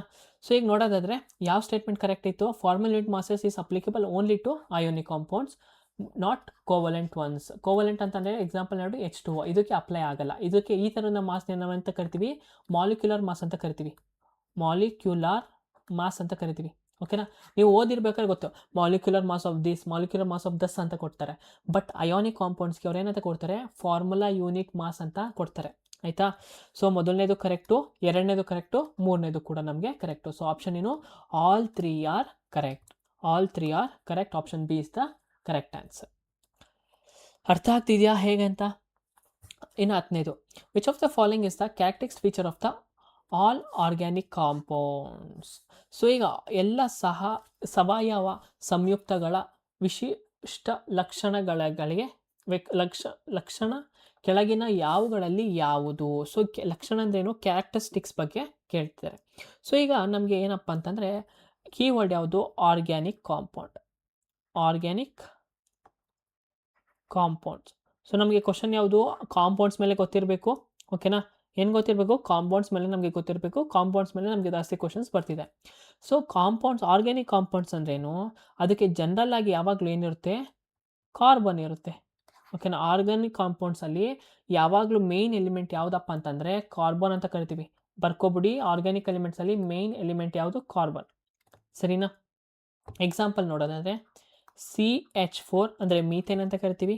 ಅಥವಾ ಎಥನಾಲ್ ನೋಡಿ, C2H5OH. ಎಥನಾಲ್ ಗೊತ್ತಿರಬೇಕು ನಮಗೆ, ಪಕ್ಕಾ ಕ್ವಶನ್ ಎಥನಾಲಿಂದ ಇದ್ದೇ ಇರುತ್ತೆ. ಓಕೆನಾ? ಇದು ಕೂಡ ಒಂದು ಆರ್ಗ್ಯಾನಿಕ್ ಕಾಂಪೌಂಡು. ಯಾವ್ಯಾವ ಒಂದು ಕಾಂಪೌಂಡ್ಗೆ ಕಾರ್ಬನ್ ಇರುತ್ತೋ ಅದು ಎಲ್ಲನೂ ಕೂಡ ನಾವು ಆರ್ಗ್ಯಾನಿಕ್ ಕಾಂಪೌಂಡ್ಸ್ ಅಂತ ಕರಿತೀವಿ. ಆಯಿತಾ? ಆಪ್ಷನ್ಸ್ ನೋಡೋಣ. They always form ionic bonds. ಅವು ಯಾವಾಗಲೂ ಅಯೋನಿಕ್ ಬಂಧುಗಳು ರೂಪಿಸುತ್ತದೆ. ಸೊ ನಮಗೆ ಕಾಂಪೌಂಡ್ಸ್, ಆರ್ಗ್ಯಾನಿಕ್ ಕಾಂಪೌಂಡ್ಸ್ ಬಗ್ಗೆ ಹೇಳ್ತಿದ್ದಾರೆ. ಅಯೋನಿಕ್ ಬಾಂಡ್ಸ್ ಅಂತಂದ್ರೆ ಏನು? ನಾವು ಲಾಸ್ಟ್ ಟೈಮ್ ನೋಡಿದ್ವಲ್ಲ, ಫಾರ್ಮಲ್ ಯೂನಿಟ್ ಮಾಸ್ ಅಂತ, ಅದ್ರ ಬಗ್ಗೆ ಮಾತಾಡ್ತಿದ್ದಾರೆ. ಇದು ತಪ್ಪು. They always contain carbon. ಅದು ಯಾವಾಗಲೂ ಏನಿರುತ್ತೆ? ಇಂಗಾಲವನ್ನು ಹೊಂದಿರ್ತದೆ. ನಾನೇನು ಹೇಳಿದೆ? ಕಾರ್ಬನ್ ಏನಿರುತ್ತೆ ಆರ್ಗ್ಯಾನಿಕ್ ಕಾಂಪೌಂಡ್ಸಲ್ಲಿ? ಕಾರ್ಬನ್ ಒಂದು ಮೇನ್ ಕಂಟೆಂಟ್. ಯಾವಾಗಲೂ ಕೂಡ ಅದರೊಳಗೆ ಕಾರ್ಬನ್ ಕಂಟೆಂಟ್ ಇದ್ದೇ ಇರುತ್ತೆ, ಸರಿನಾ? ನೆಕ್ಸ್ಟು ಈ ಒಂದು ದೇ ಆಲ್ವೇಸ್ ಕಂಟೈನ್ ಆಕ್ಸಿಜನ್ ಅಂತ ಹೇಳಿದ್ದಾರೆ. ಮತ್ತು they always contain nitrogen. Oxygen ಇರಲ್ಲ, ದೇ ಆಲ್ವೇಸ್ ಕಂಟೈನ್ ಏನಪ್ಪ ಅಂದರೆ, ಫಾರ್ ಎಕ್ಸಾಂಪಲ್ ಇವಾಗ ನೋಡಿದ್ರೆ CH4 ಅಂತ ನೋಡುತ್ತೆ. ಇಲ್ಲಿ ಕಾರ್ಬನ್ ಐತೆ, ಇಲ್ಲಿ ಹೈಡ್ರೋಜನ್ ಐತೆ. ಓಕೆನಾ? ಇನ್ ಕೇಸ್ ಏನಾದ್ರು they always contain carbon and hydrogen ಅಂದರೂ ಕೂಡ ಸರಿನೇ. ಆಯಿತಾ? ಆಕ್ಸಿಜನ್ನು ಇರೋದಿಲ್ಲ. ನೋಡಿ ಮತ್ತೆ ಎಥನಾಯಿಕ್ ಆ್ಯಸಿಡ್, ಅದ್ರ ಮೇಲೆ ಕ್ವಶನ್ ಬಂದ್ಬಿಟ್ಟಿದೆ. Ethanoic acid reacts with sodium carbonate to produce. Ethanoic ಆಮ್ಲವು ಸೋಡಿಯಂ ಕಾರ್ಬೋನೇಟ್ ನೊಂದಿಗೆ ಪ್ರತಿಕ್ರಿಯಿಸಿ ಇದನ್ನು ಉತ್ಪಾದಿಸುತ್ತದೆ. ಯಾವುದನ್ನ ಉತ್ಪಾದಿಸುತ್ತದೆ ಅಂತ ಕೇಳಿದ್ದಾರೆ. ಓಕೆನಾ? ಸೊ ಈಗ ನೋಡೋದಾದರೆ ನಮ್ಗೆ ಏನರ ಬಗ್ಗೆ ಮಾತಾಡ್ತಿದ್ದಾರಪ್ಪ? ಎಥನಾಯಿಕ್ ಆ್ಯಸಿಡ್ ಬಗ್ಗೆ ಮಾತಾಡ್ತಿದ್ದಾರೆ. ಸೊ ಈ ಎಥನಾಯಿಕ್ ಆ್ಯಸಿಡ್ನ ನಾವು ಏನಂತ ಕರಿತೀವಿ? ಸೊ ಇದನ್ನು ನಾವು ಅಸಿಟಿಕ್ ಆ್ಯಸಿಡ್ ಅಂತಲೂ ಕರಿತೀಬೋದಾ? Ethanoic acid 7th standard text book ನೆನಪಿದೆಯಾ? NCERT ಏನಾದ್ರು ಓದಿದ್ರೆ ಎಥನಾಯಿಕ್ ಆ್ಯಸಿಡ್ ಡೈರೆಕ್ಟಾಗಿ ಕೊಟ್ಟಿದ್ದಾರೆ. ಓಕೆನಾ? ಇದನ್ನೇನಂತ ಕರಿತೀವಿ? ಅಸಿಟಿಕ್ ಆ್ಯಸಿಡ್ ಅಂತ ಕರಿತೀವಿ. ಎಲ್ಲಿ ಕಂಡು ಬರುತ್ತೆ? ವಿನೇಗರಲ್ಲಿ ನಮಗೆ ಕಂಡು ಬರುತ್ತೆ. ಸೊ ಈಗ ಒಂದು ಅಸಿಟಿಕ್ ಆ್ಯಸಿಡ್ಗೆ ಅಥವಾ ಎಥನಾಯಿಕ್ ಆ್ಯಸಿಡ್ಗೆ ಫಾರ್ಮುಲಾ ಏನು? ಡೈರೆಕ್ಟ್ ಬುಕ್ಕಲ್ಲಿ ಕೊಟ್ಟಿದ್ದಾರೆ, ನೆನ್ಪಿಟ್ಕೊಳ್ಳಿ. CH3COOH ಅಂತ ಕರಿತೀವಿ. ಏನಂತ ಕರಿತೀವಿ? CH3COOH ಅಂತ ಕರಿತೀವಿ. ಸೊ ಯಾವಾಗ ಈ ಅಸಿಟಿಕ್ ಆ್ಯಸಿಡು ಸೋಡಿಯಂ ಕಾರ್ಬೊನೇಟ್ ಜೊತೆ ರಿಯಾಕ್ಟ್ ಆದಾಗ, ಸೊ ನಮಗೆ ಎಥನಾಯಿಕ್ ಆ್ಯಸಿಡ್ ಒಂದು ಆ್ಯಸಿಡ್ ಅಂತ ಗೊತ್ತು, ಪ್ಲಸ್ ಆ್ಯಸಿಡ್ ಯಾವ್ದ್ರ ಜೊತೆ ರಿಯಾಕ್ಟ್ ಆಗ್ತೈತೆ? ಕಾರ್ಬನೇಟ್ ಜೊತೆಗೆ ರಿಯಾಕ್ಟ್ ಆಗ್ತೈತೆ, ಸರಿನಾ? ಸೊ ಇದು ಯಾವಾಗ ಹಿಂಗೆ ರಿಯಾಕ್ಟ್ ಆಗುತ್ತೋ ನಮ್ಗೆ ಏನು ಸಿಗುತ್ತಪ್ಪ, ನಮಗೆ ಏನೂ ಸಿಕ್ಕಿಲ್ಲ ಅಂತಂದರೆ ಇದನ್ನು ನೆನ್ಪಿಟ್ಕೊಳ್ಳಿ, ಯಾವಾಗ ಈ ಕಾರ್ಬನ್ ಜೊತೆ ರಿಯಾಕ್ಟ್ ಆಗುತ್ತೋ acid CO2 plus H2O release ಆಗೇ ಆಗುತ್ತೆ. ಸೊ ಏನಾಗುತ್ತೆ, CO2 ಮತ್ತು H2O ರಿಲೀಸ್ ಆಗೇ ಆಗುತ್ತೆ. ಸೊ ಸೋಡಿಯಂ ಹೈಡ್ರಾಕ್ಸೈಡ್ CO2 ಅಂತ ಕೊಟ್ಟಿದ್ದಾರೆ, ಪ್ಲಸ್ ವಾಟರ್ ಇಲ್ಲ, ಎಲಿಮಿನೇಟ್ ಮಾಡಿ. ಹೈಡ್ರೋಜನ್ ಅಂತ ಕೊಟ್ಟಿದ್ದಾರೆ, ಹೈಡ್ರೋಜನ್ ವಾಟರ್ ಎರಡು ಸೇಮ್ ಇಲ್ಲಿ, ಸರಿನಾ? Sodium acetate and carbon mono, ಇಲ್ಲಿ ಕಾರ್ಬನ್ ಮೋನೋ ಆಕ್ಸೈಡ್ ಅಂತ ಕೊಟ್ಟಿದ್ದಾರೆ, ಮೂರನ್ನು ಎಲಿಮಿನೇಟ್ ಮಾಡಿ. ಸೊ ನೋಡಿ ಆಪ್ಷನ್ ನೋಡಿ, ಕಾರ್ಬನ್ ಡೈಆಕ್ಸೈಡ್ ಮತ್ತು ವಾಟರ್, ಇದು ಕೂಡ ಆನ್ಸರ್. ನಾವು ಏನು ಗೊತ್ತಿಲ್ಲ ಅಂದರೂ ಕೂಡ ಅಥವಾ ಸ್ವಲ್ಪ ಏನಾದ್ರು ನೆನ್ಪಿಟ್ಕೊಂಡಿದ್ರು ನಾವು ಆನ್ಸರ್ನ ಮಾಡ್ಬೋದು. ಸೊ ನಾನು ನಿಮ್ಗೊಂದು ಫಾರ್ಮಲ್ ಹೇಳ್ಕೊಡ್ತೀನಿ, ಅದನ್ನು ಪ್ಲೀಸ್ ದಯವಿಟ್ಟು ನೆನ್ಪಿಟ್ಕೊಳ್ವಿ ಅಥವಾ ಒಂದು ಬುಕ್ಕಲ್ಲಿ ಬರ್ಕೊಬಿಡಿ, ಸರಿನಾ? ಇದೊಂದು ಫಾರ್ಮುಲಾ ನೆನ್ಪಿಟ್ಕೊಬಿಡಿ.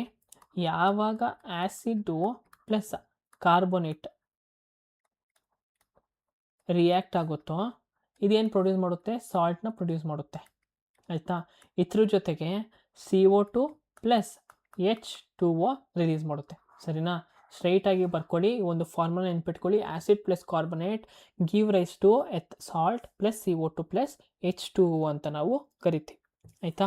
ಈಗ ಎಥನಾಯಿಕ್ ಆ್ಯಸಿಡ್ ಫಾರ್ಮುಲಾ ಏನಪ್ಪ, CH3COOH, ಎಥನಾಲ್ದು ಗೊತ್ತಿರಬೇಕಾ, ಅದೊಂದು ಆ್ಯಸಿಡ್.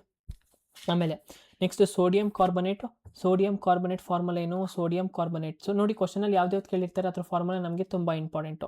ಸೋಡಿಯಂ ಏನು ಬರ್ದಿರ್ತೀವಿ, Na2 ಅಂತ ಬರಿತೀವಿ, ಸೋಡಿಯಂ ಕಾರ್ಬನೇಟ್ ಅಂತ ಮಗನ CO3, Na2CO3 ಅಂತ ಕರಿತೀವಿ, ಓಕೆನಾ, ಕಾರ್ಬನೇಟು. ಆಮೇಲೆ ಸೋಡಿಯಂ ಅಸಿಟೇಟ್, ನೋಡಿ ಇಲ್ಲಿ ಏನು ಕೊಟ್ಟಿದ್ದಾರೆ, ಸೋಡಿಯಂ ಅಸಿಟೇಟ್ ಅಂತ ಕೊಟ್ಟಿದ್ದಾರೆ, ಓಕೆನಾ.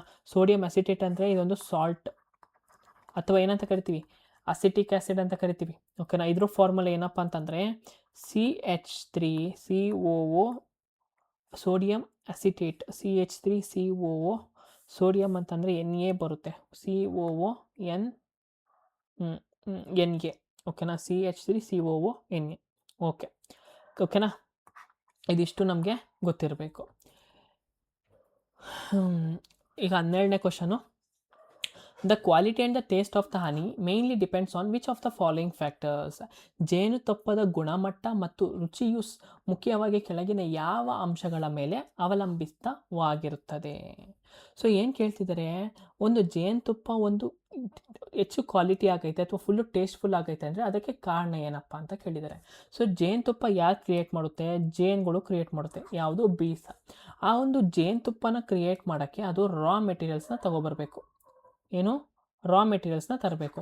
ಫಾರ್ ಎಕ್ಸಾಂಪಲ್ ಇವಾಗ ನಮ್ಗೆ ಹೆಂಗೆ ನಾವು ಒಂದು ಕಾರ್ನ ಅಥವಾ ನಾವು ಮೊಬೈಲ್ ಮ್ಯಾನುಫ್ಯಾಕ್ಚರ್ ಮಾಡೋಕ್ಕೆ ನಮ್ಗೆ ಏನೇನು ಬೇಕೋ, ಬ್ಯಾಟ್ರಿ ಆಗಿರ್ಬೋದು, ಕ್ಯಾಮ್ರಾ ಆಗಿರ್ಬೋದು, ಎಲ್ಲ ಬೇಕೋ, ಅದೇ ಥರನೇ ಜೇನುಗಳು ಕೂಡ ತನ್ನ ಒಂದು ಜೇನುಗೂಡನ್ನ ಕಟ್ಟೋಕ್ಕೆ ಅದಕ್ಕೆ ಒಂದು ಸಂಪರ್ಕ ಅಂದರೆ ರಿಸೋರ್ಸಸ್ ಬೇಕು ಅಥವಾ ರಾ ಮೆಟೀರಿಯಲ್ಸ್ ಬೇಕು, ಓಕೆನಾ. ಸೊ ಈ ಒಂದು ರಾ ಮೆಟೀರಿಯಲ್ಸ್ ಎಲ್ಲಿಂದ ಸಿಗುತ್ತೆ, ಈ ಒಂದು ರಾ ಮೆಟೀರಿಯಲ್ಸು ಫ್ಲವರ್ಗಳಿಂದ ಅಥವಾ ಗಿಡಗಳಿಂದ ಸಿಗುತ್ತೆ. ಗಿಡಗಳಲ್ಲಿ ಎಲ್ಲಿ ಅಂತಂದರೆ ನೆಕ್ಟರಿಂದ ಸಿಗುತ್ತೆ, ನೆಕ್ಟರ್ ಅಂತ ಕರಿತೀವಿ. ಈ ಒಂದು ಹೋಗ್ಬಿಟ್ಟು ಆ ನೆಕ್ಟರಿಂದ ರಾ ಮೆಟೀರಿಯಲ್ಸ್ನ ಕನೆಕ್ಟ್ ಮಾಡಿಕೊಂಡು ಒಂದು ಜೇನುಗೂಡನ್ನ ಕಟ್ಟುತ್ತೆ, ಯಾವುದು ಈ ಒಂದು ಜೇನುಗಳು, ಸರಿನಾ. ಹಾಗಾದರೆ ಜೇನುತುಪ್ಪದ ಕ್ವಾಲಿಟಿ ಯಾವ್ದ್ರ ಮೇಲೆ ಡಿಪೆಂಡ್ ಆಗುತ್ತೆ, depend upon the raw materials. ಈ ಒಂದು ರಾ ಮೆಟೀರಿಯಲ್ಸ್ ಚೆನ್ನಾಗಿದ್ದರೆ ಜೇನ ಒಂದು ರುಚಿ ಕೂಡ ಚೆನ್ನಾಗಿರುತ್ತೆ, ಸರಿನಾ. ಇವಾಗ ಮೊಬೈಲ್ಗೆ ಒಳಗಡೆ ಒಳ್ಳೆ ಪಾರ್ಟ್ಸ್ ಹಾಕಿದರೆ ಮೊಬೈಲು ಕೂಡ ಚೆನ್ನಾಗಿ ವರ್ಕ್ ಆಗುತ್ತಲ್ವ, ಅದೇ ಥರನೇ. ಸೊ ಈ ಒಂದು ರಾ ಮೆಟೀರಿಯಲ್ಸ್ ಎಲ್ಲಿ ಸಿಗುತ್ತೆ, ಫ್ಲವರಲ್ಲಿ ಸಿಗುತ್ತೆ. ಹಂಗಾರೆ ಫ್ಲವರ್ ಒಳಗಡೆ ನೆಕ್ಟರ್ ಇರುತ್ತೆ. ಹಾಗಾದರೆ ಫ್ಲವರ್ ಚೆನ್ನಾಗಿದ್ದರೆ ಅಂದರೆ ಫ್ಲವರಲ್ಲಿ ಇರೋವಂಥ ಒಂದು ರಿಸೋರ್ಸಸ್ ಚೆನ್ನಾಗಿದ್ದರೆ ನಮಗೇನುತ್ತೆ, ಜೇನುತುಪ್ಪ ಕೂಡ ಚೆನ್ನಾಗಿರುತ್ತೆ, ಟೇಸ್ಟಿಯಾಗಿರುತ್ತೆ, ಓಕೆನಾ. ಸೊ ಹಾಗಾದರೆ ಆಪ್ಷನ್ಸ್ ನೋಡೋಣ. ಏಜ್ ಆಫ್ ದ ಬೀಸ್ ಅಂದರೆ ಜೇನುಗಳಿಗೆ ಜಾಸ್ತಿ ಏಜ್ ಆಗಿದ್ರೆ ಜಾಸ್ತಿ ತುಪ್ಪ ಕೊಡುತ್ತಾ, ನೆವರ್. ಟೈಪ್ ಆಫ್ ದ ಬಿಹೀವ್ ಅಂದರೆ ಏನು, ಬಿಹೀವ್ ಅಂದರೆ ಗೂಡು, ಜೇನು ಗೂಡು ಅಂತ ಕರಿತೀವಿ, ಜೇನು ಗೂಡು ಅಂತ ನಾವು ಕರಿತೀವಿ, ಓಕೆನಾ, ಜೇನಿನ ಗೂಡು ಅಂತ ಕರಿತೀವಿ. ಮತ್ತು ನೋಡಿ ಅದು ಕೂಡ ಆಗಲ್ಲ. ಹೀವ್ ಅಂತಂದರೆ ನಮಗೆ ಎಕ್ಸಾಮಲ್ಲಿ ಕೇಳ್ತಾರೆ, SS ಎಕ್ಸಾಮಲ್ಲಿ ಹೀವ್ ಅಂತಂದೇನು ಜಾಸ್ತಿ ಸರಿ ಕೇಳಿದರೆ ಹನಿ ಬೀಸ್ಗೆ ರಿಲೇಟೆಡ್ ಅಂತ. Next type and availability of flowers, ಹೂವುಗಳ ಪ್ರಕಾರ ಮತ್ತು ಲಭ್ಯತೆ ಇದ್ರ ಮೇಲೆ ಡಿಪೆಂಡ್ ಆಗಿರುತ್ತೆ ಅಲ್ವಾ, ನೆಕ್ಟರಿಂದ ಅಲ್ವಾ ನಾವು ಬೀಸ್ನ ಕಲೆಕ್ಟ್ ಮಾಡೋದು. So next number of workers bees in the colony, ಇದು ಕೂಡ ತಪ್ಪು, ಸರಿನಾ. ಸೊ ಕಡಿಮೆ ಬೀಸ್ಗಳೇ ಇರಲಿ, ಕಡಿಮೆ ಜೇನುಗಳೇ ಇರಲಿ, ನೋಡಿ ಇಷ್ಟು ಪುಟಾಣಿ ಜೇನುಗಳಲ್ಲೂ ಒಳ್ಳೆ ರುಚಿಯಾದ ಒಂದು ಜೇನಿರುತ್ತೆ ಅಲ್ವಾ. ಸೊ ಇದೇ ಥರ ನೀವು ನೋಡಿದ್ರೆ ಈಗ ನಾರ್ಮಲ್ ನಮ್ಮ ಮನೆಗಳ ಹತ್ರ ಆಗಿರ್ಬೋದು ಅಥವಾ ಮರದ ಕೆಳಗಡೆ ಬಿಲ್ಡಿಂಗ್ ಹತ್ರ ಜೇನು ಕಟ್ಟಿರೋದು ಜೇನು ತುಂಬ ಸಿಹಿಯಾಗಿರಲ್ಲ, ಓಕೆನಾ. ಆದರೆ ನೀವು ಈ ವೆಸ್ಟರ್ನ್ ಘಾಟ್ಸ್ಗಾಗಿರ್ಬೋದು ಅಥವಾ ಬಂಡೀಪುರ, ಬಿಳಿಗಿರಿ ರಂಗನ ಬೆಟ್ಟ ಅಲ್ಲಿ ಜೇನುಗಳು ಇರುತ್ತಲ್ವ, ಆ ಜೇನುತುಪ್ಪನ ಕುಡಿದು ನೋಡಿ, ಅದು ಒಂದು ಸ್ವಲ್ಪ ಟೇಸ್ಟ್ ನೋಡಿ ಅದು ಎಷ್ಟು ಟೇಸ್ಟ್, ಯಾಕಂದರೆ ಅಲ್ಲಿ ಅವೈಲಬಿಲಿಟಿ ಆಫ್ ಫ್ಲವರ್ಸು ಜಾಸ್ತಿ ಇರುತ್ತೆ, ಇಲ್ಲಿ ಅವೈಲಬಿಲಿಟಿ ಆಫ್ ಫ್ಲವರ್ಸ್ ಏನಿರುತ್ತೆ ತುಂಬ ಕಡಿಮೆ ಇರುತ್ತೆ. ಓಕೆನಾ, ಅಂದರೆ ಆ ಒಂದು ಫ್ಲವರ್ ಸ್ಪೀಸೀಸ್ ಅಂದರೆ ಆ ಒಂದು ವೆರೈಟಿ ಆಫ್ ಫ್ಲವರ್ಸು ಕಡಿಮೆ ಇರುತ್ತೆ. ಹಾಗಾದರೆ ನಮಗೆ ಜೇನು ಎಲ್ಲಿಂದ ಒಂದು ಸ್ಪೆಷಲ್ ಫೀಚರ್ಸ್ ಅಥವಾ ಈ ಒಂದು ಜೇನುತುಪ್ಪ ತುಂಬ ಟೇಸ್ಟಿಯಾಗಿರುತ್ತೆ ಯಾವೊಂದು ಫ್ಲವರ್ಸಿಂದ ಅಥವಾ ಅಂದರೆ ಹೇಳೋದಾದರೆ ನಮಗೆ ಸನ್ಫ್ಲವರ್ ಗೊತ್ತಿರಬೇಕು. ಓಕೆನಾ, ಆಮೇಲೆ ಮಾರಿಗೋಲ್ಡ್. ಓಕೆನಾ, ಈ ಥರ ಒಂದು ಇದ್ರೊಳಗೆ ನಮಗೆ ಚೆನ್ನಾಗಿ ಜೇನುಗಳು ಅಲ್ಲಿಂದ ನಮಗೆ ಅದಕ್ಕೆ ಒಂದು ರಾ ಮೆಟೀರಿಯಲ್ಸ್ ತುಂಬ ಚೆನ್ನಾಗಿ ಸಿಗುತ್ತೆ. ಓಕೆನಾ, ಈಗ 13ನೇ question. Which structure characteristics allows epithelial tissue to function as the protective layer? Epithelial ಅಂಗಾಂಶವು ರಕ್ಷಣಾತ್ಮಕ ಪದರವಾಗಿ ಕಾರ್ಯನಿರ್ವಹಿಸಲು ಯಾವ ರಚನಾತ್ಮಕ ಲಕ್ಷಣವು ಅನುವು ಮಾಡಿಕೊಳ್ಳುತ್ತದೆ. ಸೊ ಈ ಯಂತ್ರ ಬಗ್ಗೆ ಮಾತಾಡ್ತಿದ್ದಾರೆ, ಎಪಿಥೀಲಿಯಲ್ ಟಿಶ್ಯೂ ಅಥವಾ ಎಪಿಥೀಲಿಯಲ್ ಅಂಗಾಂಶವು ಅಂತ ಕರಿತಿದ್ದಾರೆ. ಈ ಎಪಿಥೀಲಿಯಲ್ ಟಿಶ್ಯೂ ಅಂದರೆ ಏನು? It is a type of a tissue. ಓಕೆನಾ, ಈ ಎಪಿಥೀಲಿಯಲ್ ಟಿಶ್ಯೂ ಅಂದರೆ ಸಿಂಪಲಾಗಿ ನೆನ್ಪಿಟ್ಕೊಬಿಡಿ, ನಮ್ಮ ಬಾಡಿ ಹೇಗೆ ಸ್ಕಿನ್ನಾಗಿ ಕವರ್ ಆಗಿರುತ್ತೋ ಅದೇ ಥರನೇ ಆ ಒಂದು ಸ್ಕಿನ್ನ ಕವರ್ ಮಾಡುವಂಥ ಒಂದು ಟಿಶ್ಯೂ ಯಾವುದಪ್ಪ ಅಂದರೆ ಎಪಿಥೀಲಿಯಲ್ ಟಿಶ್ಯೂ ಅಂತ ಕರಿತೀವಿ. ಏನಂತ ಕರಿತೀವಿ? ಎಪಿಥೀಲಿಯಲ್ ಟಿಶ್ಯೂ ಅಂತ ಕರಿತೀವಿ. ಆಯಿತಾ? ಸೊ ಈಗ ನಮ್ಮ ಬಾಡಿ ಎಲ್ಲ ಕವರ್ ಮಾಡ್ತಿರೋದು ಯಾವುದು? ಇದು. ಸೊ ಎಪಿಥೀಲಿಯಲ್ ಟಿಶ್ಯೂ ಅಂತ ಯಾವಾಗ ಬಂದಾಗೂ ಸ್ಕಿನ್ನ ನೆನ್ಪು ಮಾಡ್ಕೊಳ್ಳಿ. ಓಕೆನಾ, ಇದರೊಳಗೆ 3 ಥರ ಟಿಶ್ಯೂ ಬರುತ್ತೆ. ಒಂದು ಸಿಂಪಲ್ ಅಥವಾ ಕಾಲಮ್ನಸ್ ಅಂತ ಕರಿತೀವಿ. ಅದಾದಮೇಲೆ ಲಾಂಗ್ ಟಿಶ್ಯೂ ಅಂತ ಒಂದು ಬರುತ್ತೆ. ಕ್ಯೂಬಾಯ್ಡಲ್ ಒಂದು ನಿಮಿಷ ಬರುತ್ತೆ ತಡೀರಿ. 3 ಥರ ಬರುತ್ತಾ? ಕಾಲಮ್ನಾರ್ ಎಪಿಥೀಲಿಯಲ್ ಅಂತ ಕರಿತೀವಿ, ಸ್ಕ್ವಾಮಸ್ ಅಂತ ಕರಿತೀವಿ, ಆಮೇಲೆ ಇನ್ನೊಂದು ಯಾವುದಪ್ಪ ಅಂತಂದರೆ ಕಾಲಮ್ನಾರ್ ಕ್ಯೂಬಾಯ್ಡಲ್ ಅಂತ ನಾವು ಕರಿತೀವಿ. ಆಯಿತಾ? ಈ 3 ನಮಗೆ ಎತ್ತಿರಬೇಕು. ಸೊ ಈ ಒಂದು ಸ್ಕಿನ್ನ ಸೆಲ್ಸು ಅದರ ಒಂದು ಗುಣಲಕ್ಷಣಗಳು ಏನು ಅಂತ ಕೇಳಿದ್ದಾರೆ. ಸೊ ನಮ್ಮ ಸ್ಕಿನ್ನ ನೋಡೋದಾದರೆ ನಮ್ಗೆ ಏನಿರುತ್ತೆ, ಎಲ್ಲ ಸೆಲ್ಸ್ಗಳು ಏನಾಗಿರುತ್ತೆ, ಟೈಟಾಗಿ ಪ್ಯಾಕ್ ಆಗಿರುತ್ತೆ. ಓಕೆನಾ, ಮತ್ತು ಸ್ಪೇಸ್ ಎಲ್ಲೂ ಕೂಡ ಸ್ಪೇಸ್ ಇರಲ್ಲ. ಯಾವ ಒಂದು ಟಿಶ್ಯೂ ಮಧ್ಯೆನೂ ಒಂದು ಟಿಶ್ಯೂ ಮತ್ತು ಇನ್ನೊಂದು ಟಿಶ್ಯೂ ಮಧ್ಯ ಸ್ಪೇಸಸ್ ಇರಲ್ಲ. ಸೊ ಹಂಗೇನೋ ಟಿಶ್ಯೂ ಆಗ ಏನಾದಿದ್ದರೆ ಕೆಲವೊಂದು ಜಾಗದಲ್ಲಿ ಮಾತ್ರ ಈ ಸ್ಕಿನ್ ಬೆಳಿಬೇಕಾಯಿತು, ಕೆಲವೊಂದು ಜಾಗದಲ್ಲಿ ಸ್ಕಿನ್ನು ಬೆಳಿಬಾರ್ದಿತ್ತು. ಓಕೆನಾ, ಸೊ ಈ ಥರ ಒಂದು ಗುಣಲಕ್ಷಣ ಇರುವಂಥ ಒಂದು ಎಪಿಥೀಲಿಯಲ್ ಟಿಶ್ಯೂ ನಮ್ಮ ಬಾಡಿಲಿ ಇದೆ. ಓಕೆನಾ, ಅದು ಯಾವುದಪ್ಪ ಅಂದರೆ ಬೆಸ್ಟ್ ಎಕ್ಸಾಂಪಲ್ಲು ಸ್ಕಿನ್ ಅಂತಲೇ ನಾವು ಹೇಳ್ಬೋದು. ಓಕೆನಾ, ಸೊ ಆಪ್ಷನ್ಸ್ ನೋಡೋಣ. ಈಗ ನಾನು ಏನೇನು ಹೇಳ್ತಿದ್ದೀನಿ ಕಾನ್ಸೆಪ್ಟ್ಸ್ನು ಟಿಶ್ಯೂ ಬಗ್ಗೆ ನೀವು ಜಾಸ್ತಿ ಸಲ ನೋಡಬೇಕು, ಕಂಪ್ಲೀಟಾಗಿ ನಮಗೆ ಗೊತ್ತಿರಬೇಕು. Cells are connected exclusively by the desmosomes ಅಂತ ಕರಿತೀವಿ. ಏನಂತ ಕರೀತೀವಿ? ಇದು ಡಿಸೋಮೋಸೋಮ್ಸ್ ಅಂತಂದರೆ it is a type of, ಓಕೆನಾ, ಒಂದು ಟೈಪ್ ಆಫ್ ಟಿಶ್ಯೂ ಅಂತಲೇ ನಾವು ಹೇಳ್ಬೋದು. ಓಕೆ, ಏನಂತ ಹೇಳ್ಬೋದು? ಒಂದು ಟೈಪ್ ಆಫ್ ಟಿಶ್ಯೂ ಅಂತಲೇ ನಾವು ಹೇಳ್ಬೋದು. ಸೊ ನೆಕ್ಸ್ಟು ನೋಡಿ, the cells R long and multi nucleated. ಯಾವುದಾದ್ರು ಸೆಲ್ಸ್ಗೆ 2 ನ್ಯೂಕ್ಲಿಯಸ್ ಇರುತ್ತೇನಪ್ಪ? ನ್ಯೂಕ್ಲಿಯಸ್ ಇರುತ್ತಾ? ಎಲ್ಲ ಸೆಲ್ಸ್ಗೂ ಒಂದೊಂದು ನ್ಯೂಕ್ಲಿಯಸ್ ಅಲ್ವಾ ಇರೋದು? ಸೊ ಆಪ್ಷನ್ ಏನು? ಇದು ತಪ್ಪಂತ ಇದು ಮಾಡ್ಬೋದು. ಆಪ್ಷನ್ ಸಿ ನೋಡೋಣ. Cells R tightly packed with minimal intercellular space. ನಾನೇನು ಹೇಳಿದೆ, ಅದಕ್ಕೆ ಏನಿರುತ್ತೆ, ತುಂಬ ಕಡಿಮೆಯಾದ ಇಂಟರ್ಸೆಲ್ಯುಲಾರ್ ಸ್ಪೇಸ್ ಇರುತ್ತೆ. ಜೀವಕೋಶಗಳು ಕನಿಷ್ಠ ಅಂತರ್ಕೋಶೀಯ ಜಾಗದೊಂದಿಗೆ ಬಿಗಿಯಾಗಿ ಜೋಡಿಸಲ್ಪಟ್ಟಿರುತ್ತದೆ. ಈಗ ಬಿಗಿಯಾಗಿ ಜೋಡಿಸಲಾಗಿಲ್ಲ ಅಂದರೆ ಏನಾಗ್ತಿತ್ತು, ಅಲ್ಲಲ್ಲೇ ಸ್ಕಿನ್ ಏನಾಗ್ತಿತ್ತಪ್ಪ ಅಂತಂದರೆ ಸ್ವಲ್ಪ ಬೆಳೀತಿತ್ತು, ಸ್ವಲ್ಪ ಬೆಳೀತಾ ಇರಲಿಲ್ಲ. ಸೊ ಇದು ಯಾಕೆ ಫುಲ್ಲು ಗಟ್ಟಿಯಾಗಿ ಟೈಟಾಗಿ ಪ್ಯಾಕ್ ಆಗಿರೋದ್ರಿಂದ ನಮ್ಮ ಬಾಡಿ ಪೂರ್ತಿನ ಇದು ಕವರ್ ಮಾಡುತ್ತೆ. ಸರಿನಾ? ಸೊ ಇದು ಯಾವುದಪ್ಪ? Option number C is the correct answer. Option D ನೋಡಿದ್ರೆ cells are loosely arranged with abundant extra cellular matrix ಅಂತ ಕೊಟ್ಟಿದ್ದಾರೆ, ಅದು ಕೂಡ ತಪ್ಪು. ಈಗ 14ನೇದು. Which of the following is the characteristic features of the skeletal muscles? ಅಸ್ಥಿಪಂಜರದ ಸ್ನಾಯುವಿನ ವಿಶಿಷ್ಟ ಲಕ್ಷಣ ಕೆಳಗಿನ ಅವುಗಳಲ್ಲಿ ಯಾವುದು? ಸೊ ಸ್ಕೆಲಿಟಲ್ ಮಸಲ್ಸ್ ಅಂದರೆ ಏನು? ಈ ಒಂದು ಮಸಲ್ಸು ಯಾವುದು ಕನೆಕ್ಟ್ ಆಗಿರುತ್ತಪ್ಪ? ಸ್ಕೆಲಿಟಲ್ ಅಂದರೆ ಏನು? ಬೋನ್ಸು ಕನೆಕ್ಟ್ ಆಗಿರುತ್ತೆ. ಆಯಿತಾ? ಬೋನ್ಸು ಕನೆಕ್ಟ್ ಆಗಿದ್ರೆ ಏನಕ್ಕೆ? ನಮ್ಮ ಬೋನ್ ಮೂಮೆಂಟ್ಗೆ ಹೆಲ್ಪ್ ಮಾಡುತ್ತೆ. ಇಷ್ಟೇ ಅರ್ಥ ಮಾಡ್ಕೋಬೇಕು. ಸೊ ಈಗ ನೆಕ್ಸ್ಟ್ ನೋಡೋಣ, ಆಪ್ಷನ್ಸ್ ನೋಡೋಣ. ಇನ್ವಾಲೆಂಟರಿ ಕಂಟ್ರೋಲ್, ಅನೈಚ್ಛಿಕ ನಿಯಂತ್ರಣ. ಇನ್ವಾಲೆಂಟ್ರಿ ಅಂದರೆ ಏನು? ನಾವು ಬೇಕು ಅಂತ ಮಾಡಲ್ಲ, ಅದು ಎನಿ ಟೈಮ್ ಅದಷ್ಟೇ ಆಗೋದು, ಅದನ್ನು ಇನ್ವಾಲೆಂಟ್ರಿ ಅಂತ ಕರಿತೀವಿ. ಸೊ ಇನ್ವಾಲೆಂಟ್ರಿ ಕಂಟ್ರೋಲ್ ಅಂದರೆ ಏನು? ಈಗ ನಾವು ಉಸಿರಾಟ ಆಡ್ಬೇಕಾರೆ ಅದು ಒಂದು ಇನ್ವಾಲೆಂಟ್ರಿ ಆಪ್ಷನ್. ಓಕೆನಾ, ನಾವು ಉಸಿರಾಡಲ್ಲ, ಅದು ಇನ್ವಾಲೆಂಟ್ರಿ, ಅದಷ್ಟೇ ತಾನಾಗ್ತಾನೆ ಅದು ಹಾರ್ಟ್ಬಿಟ್ಟು ಆಗ್ತಿರುತ್ತೆ, ಹಾರ್ಟಲ್ಲಿ ಅದರ ಬ್ಲಡ್ಡು ಪಂಪ್ ಆಗ್ತಿರುತ್ತೆ, ಅಂದರೆ ಅದು ಇನ್ವಾಲೆಂಟ್ರಿ ಆಪ್ಷನ್ ಅಂತ ಕರಿತೀವಿ. ಹಾಗಾದರೆ ಬೋನು ಮತ್ತು ಸ್ಕೆಲಿಟಲ್ ಮಸಲ್ಸ್ ಇಲ್ಲಿರುತ್ತೆ, ಬೋನಲ್ಲಿ ಇರುತ್ತೆ. ಓಕೆನಾ, ನಾವು ಬೋನ್ನ ಈಗ ಹಿಂಗೇನಾದ್ರು ಕೈ ಮರ್ಚ್ಬೇಕಂದ್ರೆ ನಾವು ಅನ್ಕೋಬೇಕು, ಅಥವಾ ನಾವೇನು ಕಾರಣದಿಂದ ಏನಾದರೂ ಮರ್ಚ್ತೀವಿ. ಸುಮ್ಮನೆ ನಮ್ಮ ಕೈ ಹಿಂಗೆ ಮರ್ಚ್ಕೊಡುತ್ತಾ? ಇಲ್ಲ ಅಲ್ವಾ? ಅದೊಂದು ವಾಲಂಟರಿ ಆ್ಯಕ್ಷನ್ ಅಲ್ವಾ? ಮೊದಲನೇ ಆಪ್ಷನ್ ತಪ್ಪು. ಈ ನೆಕ್ಸ್ಟ್ ಆಪ್ಷನ್ ಏನು, ನಾನ್ ಸ್ಟಿರಿಯೇಟೆಡ್ ಅಪೀರಿಯನ್ಸ್, ಪಟ್ಟಿಗಳಿಲ್ಲದ ನೋಟ.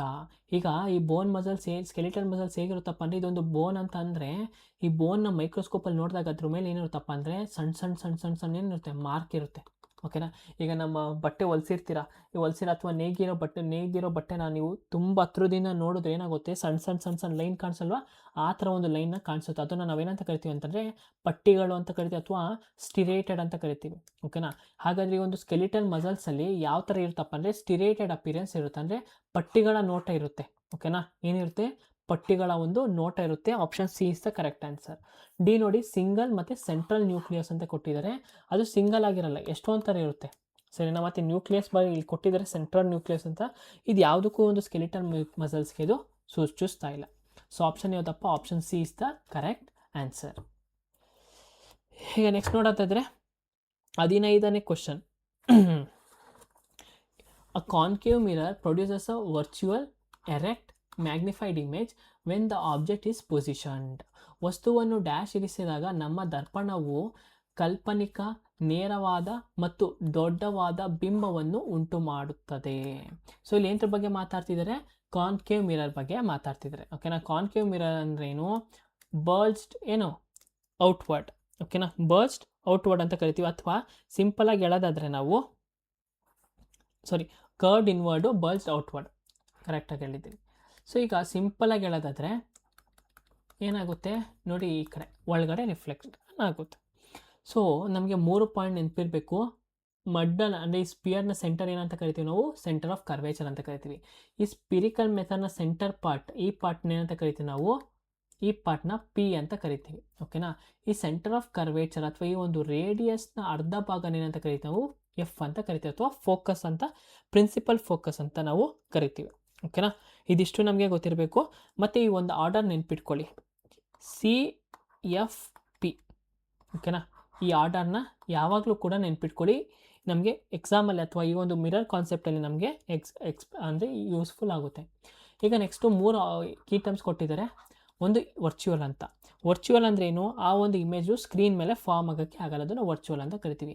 ಎರೆಕ್ಟ್ ಅಂತ ಅಂದರೆ ಸ್ವಲ್ಪ ಉದ್ದ ಆಗಿರೋದು. ಓಕೆನಾ. ಉದ್ದ ಆಗಿರೋದು ಅಂದರೆ ರೈಟ್ ಅಪ್ರೈಟ್ ಅಂತ ನಾವು ಕರಿತೀವಿ.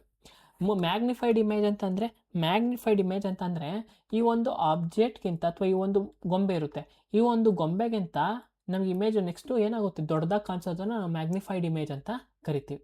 ಓಕೆನಾ.